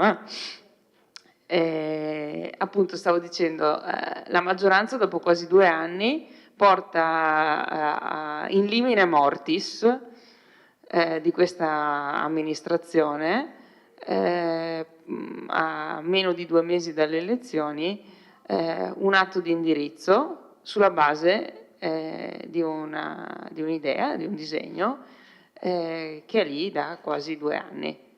Allora veramente ci si domanda se non abbia proprio ragione il collega De Antoni quando dice che questa sembra una manovra elettorale, lui l'ha detto con una perifrasi molto più elegante, molto più raffinata e molto più soft. Siccome io sono una comunistaccia cattiva, glielo dico proprio apertamente, una manovra elettorale anche abbastanza triste. 2 anni per portare un disegno, quasi 2 anni per portare un disegno in Consiglio Comunale, sinceramente mi paiono parecchi. Su questo riflettevo invece qualche ora fa su come si presentava il quadrilatero. Prima il collega Rossetto ha detto che lasciate la città molto più povera di quando siete arrivati alla guida della città.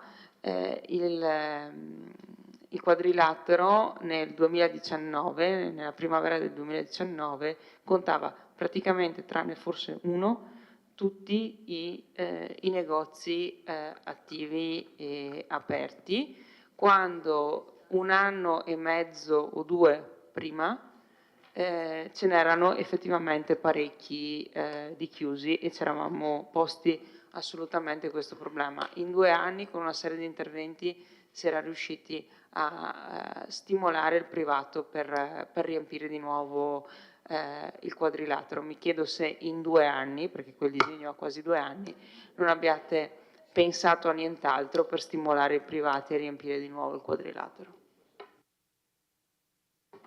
Grazie, consigliere De Nardi. Altri interventi? Consigliere De Bastiani.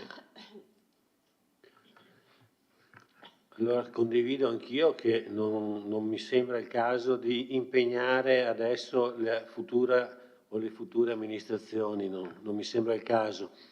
Volevo fare una considerazione. È ovvio che commercio chiama commercio, negozi chiusi, vetrine chiuse chiamano vetrine chiuse.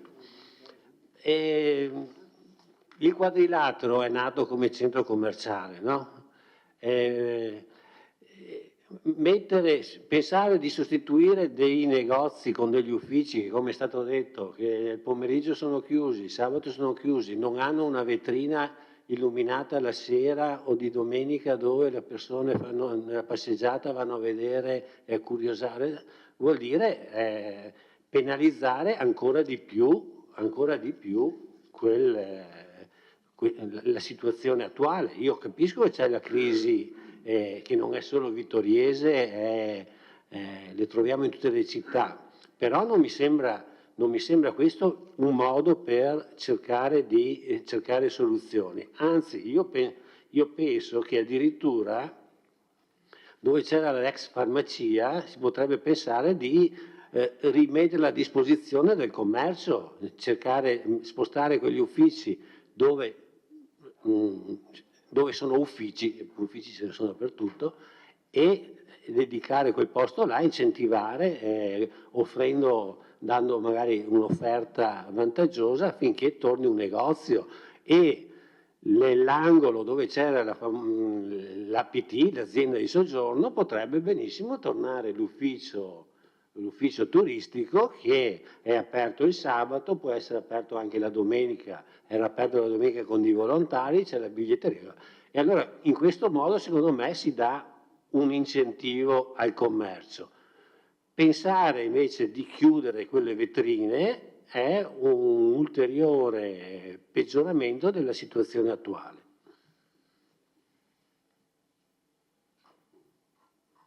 Consigliere Rasera.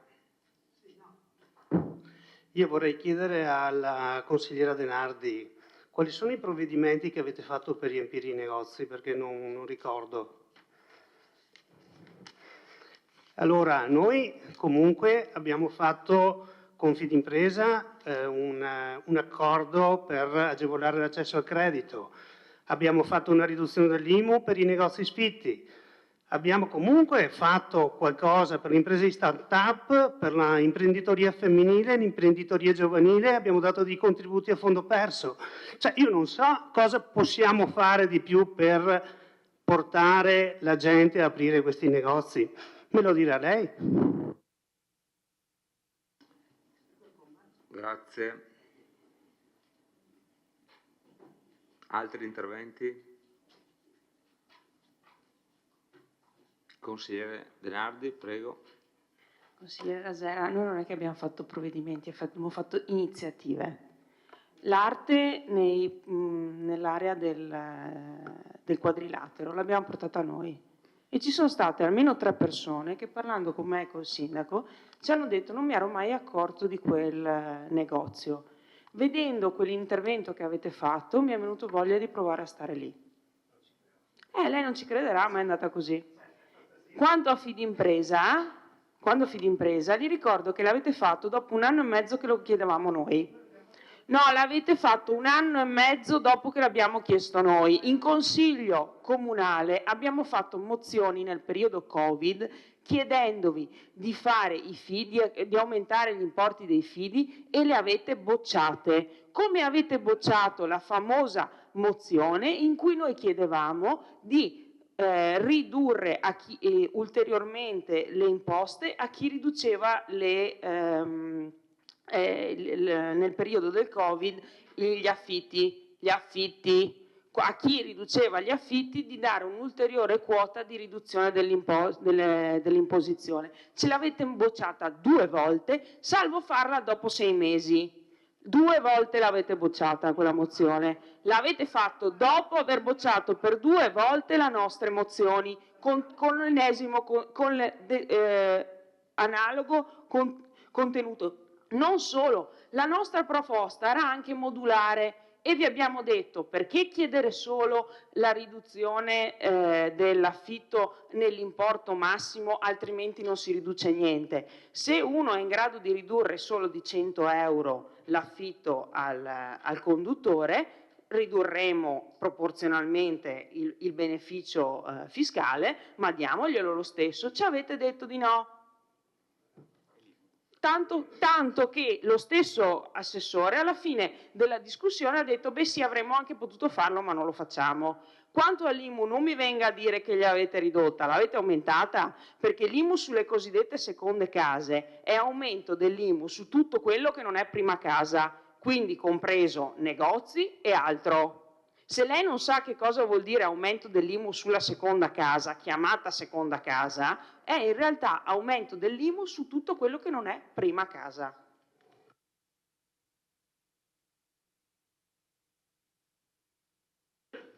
Sindaco, prego.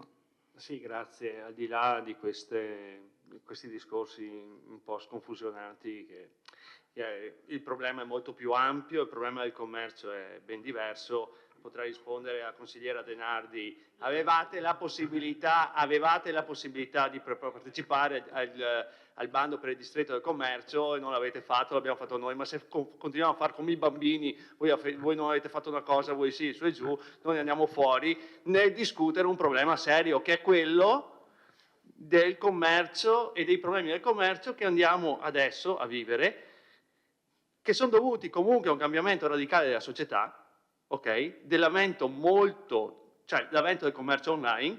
Voi vedete i negozi chiusi e il corriere di Amazon che gira tutto il giorno per Vittorio Veneto, ok?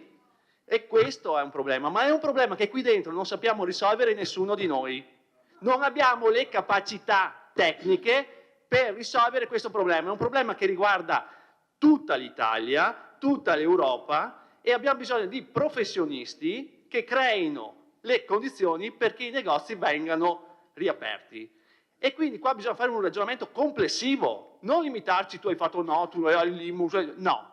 Allora, adesso partiamo. Distretto del commercio, prossimo sindaco, che sia uno o l'altro, ha il distretto del commercio da sviluppare con dei professionisti a disposizione. Ok? Cerchiamo di lavorare, lavoriamo come territorio, non lavoriamo come singolo Vittorio Veneto. Abbiamo l'area UNESCO, cerchiamo professionisti, cerchiamo chi ci può dare le soluzioni. Finiamola di fare ste baruffe inutili, ok? Perché dobbiamo veramente per il commercio fare qualcosa di più, ma le soluzioni devono essere trovate a livello nazionale, non a livello locale. Il locale aiuta, possiamo tutti combattere, a tutti ci va bene, tutti sappiamo il problema, perché i negozi sfitti sono a Vittorio Veneto, a Conegliano, a Treviso, è un problema che riguarda tutte le città. Il problema del quadrilatero in particolare è un altro problema, un luogo centrale, un immobile che deve essere data la dignità, quindi è un altro problema. Questo delle vetrine è una proposta, secondo me, corretta, poi fatta, modulata, discussa tutti insieme. Però veramente dobbiamo fare tutti quanti, andare un po' più avanti, vedere cosa può essere il commercio fra 20 anni. Dopo è logico, se continuiamo tutti col commercio online, che tutti hanno la convenienza, che ti arriva a casa il corriere Amazon, provi il vestito, lo puoi restituire, ma aspetta che vado in negozio a provare il paio di scarpe e poi lo ordino in Amazon.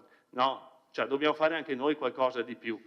Tutto qua. Poi l'unica cosa che aprono è i bar, perché quello non può, il corriere Amazon non può portarti la birra a casa, tutto qua.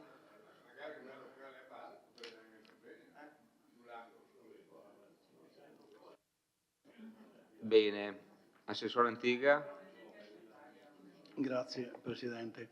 Stiamo discutendo di un atto di indirizzo, se posso, che è una opportunità, che vediamo se possiamo coglierlo o no. Perché se domani mattina un negozio di quelli là viene venduto, la nostra opportunità potrebbe essere bella finché si vuole, ma non si può più realizzare.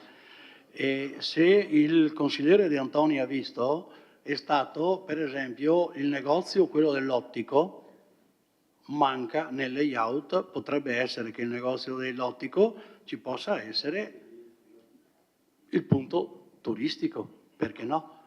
E quindi potrebbe essere che quell'angolo rimanga aperto H24 se vogliamo, se arriveranno tanti turisti di notte e non sanno dove andare. Attrezzeremo, stimolare, il Comune già stimola le attività commerciali. Volevo dire alla consigliere Denardi, l'amministrazione già stimola il privato che ha un negozio che non affitta con l'IMU. È uno stimolo regolare tutti gli anni che un privato dice: Dio mio, ho un IMU da pagare, non ho nessuno dentro, quindi stimola. Uno che si metta in moto, che cerchi di trovare qualcuno anche con affitti un po' ridimensionati, purché di impegnare la proprietà e avere un po' di reddito. Quindi non è che si dimentichino che hanno un negozio. Oggi stiamo parlando di un'opportunità. E perché potrebbe essere una proposta? Perché, per esempio, nella perizia che eventualmente, se il punto va avanti, dovremmo fare una perizia esterna, perché oggi non abbiamo al nostro interno l'architetto Rui, non c'è, fino a luglio non possiamo rimpiazzarlo, e quindi dovremmo spendere magari pochi, ma soldi di tutti per fare una perizia. È assurdo fare una perizia se già questo consesso ha detto che non si fa nulla. Quindi stiamo parlando di opportunità. Ovviamente il privato, a fronte di un atto di indirizzo, non porta a casa nulla, perché non stiamo parlando di economie, di tempo, di quanto, stiamo parlando di una volontà che il Comune potrebbe avere di comprare l'insieme, perché se viene spezzato non si fa più. Può essere che il privato abbia la convenienza di dire: bon, aspetto la prossima amministrazione, visto che c'è l'interesse, e vado a dialogare. Oppure dica: no, troppo tardi, io vendo perché mi ha fatto un'offerta meravigliosa e i nostri bei progetti. Non abbiamo nascosto al consigliere che è del 22. È vero, è del 22, è da tanto che ci stiamo lavorando, solo che sembra che le cose siano semplici, non lo sono. Lo sappiamo noi, lo sapete voi. Semplice qua non c'è niente. Grazie. Consigliere Tonon, no, scusi, Dus. Sì, credo ci sia un problema di fondo. Questo qui è un atto di indirizzo. Ma noi questo indirizzo chi è che lo diamo? Perché a me risulta che la vostra amministrazione sia in scadenza. Allora, questo atto di indirizzo lo diamo alla prossima amministrazione? Immagino che la prossima amministrazione, chiunque essa sia, avrà i suoi di indirizzi e non avrà bisogno di avere quelli della tornata precedente. Quindi vedo proprio un problema strutturale in questa cosa qui. Dopo, al di là sul dibattito del commercio, su cui possiamo fare dei simposi e, come si è detto, ahimè, sono veramente relativi gli strumenti che possiamo mettere in campo. Io credo che ci sia un problema di sicurezza che sta emergendo in questi anni nel quadrilatero. Questo qui potrebbe essere un tentativo di risolverlo nelle ore diurne. È chiaro che dopo le 18 è terra di nessuno, perché come sapete meglio di me gli uffici comunali sono chiusi, quindi sarebbe una pezza che francamente non credo che potrebbe reggere molto. Detto questo, trovo anche appunto poco elegante dare un indirizzo a chiunque verrà dopo di noi su una questione così complicata. Francamente lascerei a chiunque venga dopo di poter trovare delle soluzioni, visto che poi abbiamo la fortuna che non manca così tanto a sapere chi sarà, chi amministrerà la città. Anche qui, torno a dire come prima, forse l'opportunità e la tempistica non mi sembrano molto adeguate, a maggior ragione se la trattativa va avanti dal 2022. Consigliere Tonon. Grazie Presidente. Allora, in tanti anni confesso che qui dentro ne ho sentite alcune stupidaggini, probabilmente alcune le ho dette anch'io, però stasera mi pare che il gusto dell'iperbole sia nulla rispetto a quello che ha detto lei, assessore Antiga. Lei ha detto in sostanza: abbiamo aumentato l'IMU, così stimoliamo quelli che hanno il negozio da affittare a darsi da fare. Sì, questo ha detto lei. A parte che poi chi c'è dentro che è proprietario deve avere l'IMU più alta. Comunque, ma io non so, Mills, Pareto, Friedman, Keynes, dilettanti? Cioè, ma perché lei non consiglia questo? Ma io, se fossi in Giorgetti, la chiamerei subito, se questa è la soluzione. Alziamo le tasse così e paga tutti, ma questa è la sua soluzione. Lei ha detto, abbiamo alzato, l'IMU è alta così è uno stimolo per no, non dica di no, dai, le registrata, bon. Come no? Non parliamo fuori lei ha detto prego. che è così quello che deve affittare il negozio è stimolato a darsi da fare. Ma io veramente una enormità del genere pensavo non si potesse sentire in Consiglio Comunale, ma soprattutto da un amministratore, da uno che si picca di essere un bravo amministratore, fra l'altro. No, allora, guardi, ripeto, io cerco di avere rispetto per tutte le opinioni, però quando sono delle baggianate del genere veramente non riesco, E purtroppo è che l'ha detto lei, ma no, non l'ho detta, ma credo che nessuno qui dentro pensi una roba del genere. Che poi se per necessità di bilancio come comunale, come per necessità di bilancio statale si debbano aumentare le tasse è un'altra questione, ma dirmi che l'aumento dell'IMU è uno stimolo per affittare, dai, assessore. Grazie consigliere. Altri interventi? Bene, allora passiamo in dichiarazione di voto. Assessore Antiga, prego. Solo l'atto di indirizzo chi lo diamo? No, ma scusi, avete già fatto 2 interventi. Scusate, ho sbagliato. Dichiarazione di voto? Forza con le dichiarazioni di voto.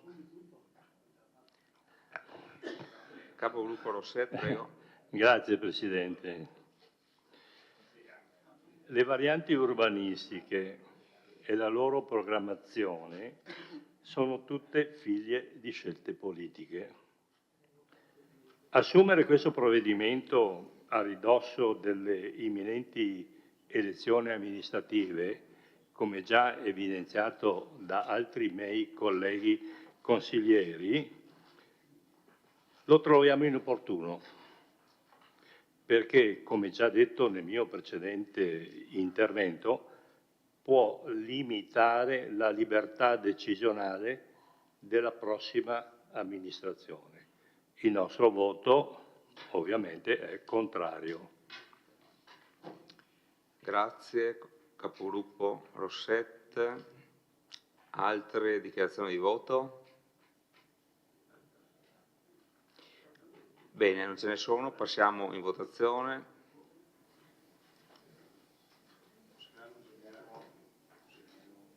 Per cortesia, switchate sul...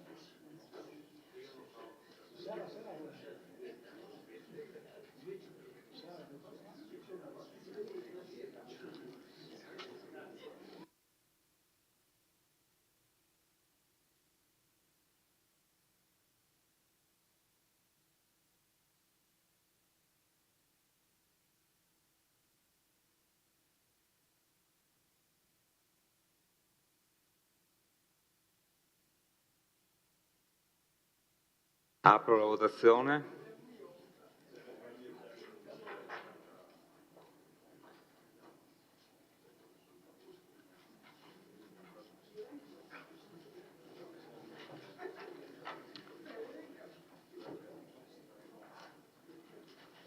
Allora, la delibera è respinta con contrari 10, favorevole 6 e un astenuto. Bene, il Consiglio per questa sera è finito, ci vediamo il 24. Buonanotte.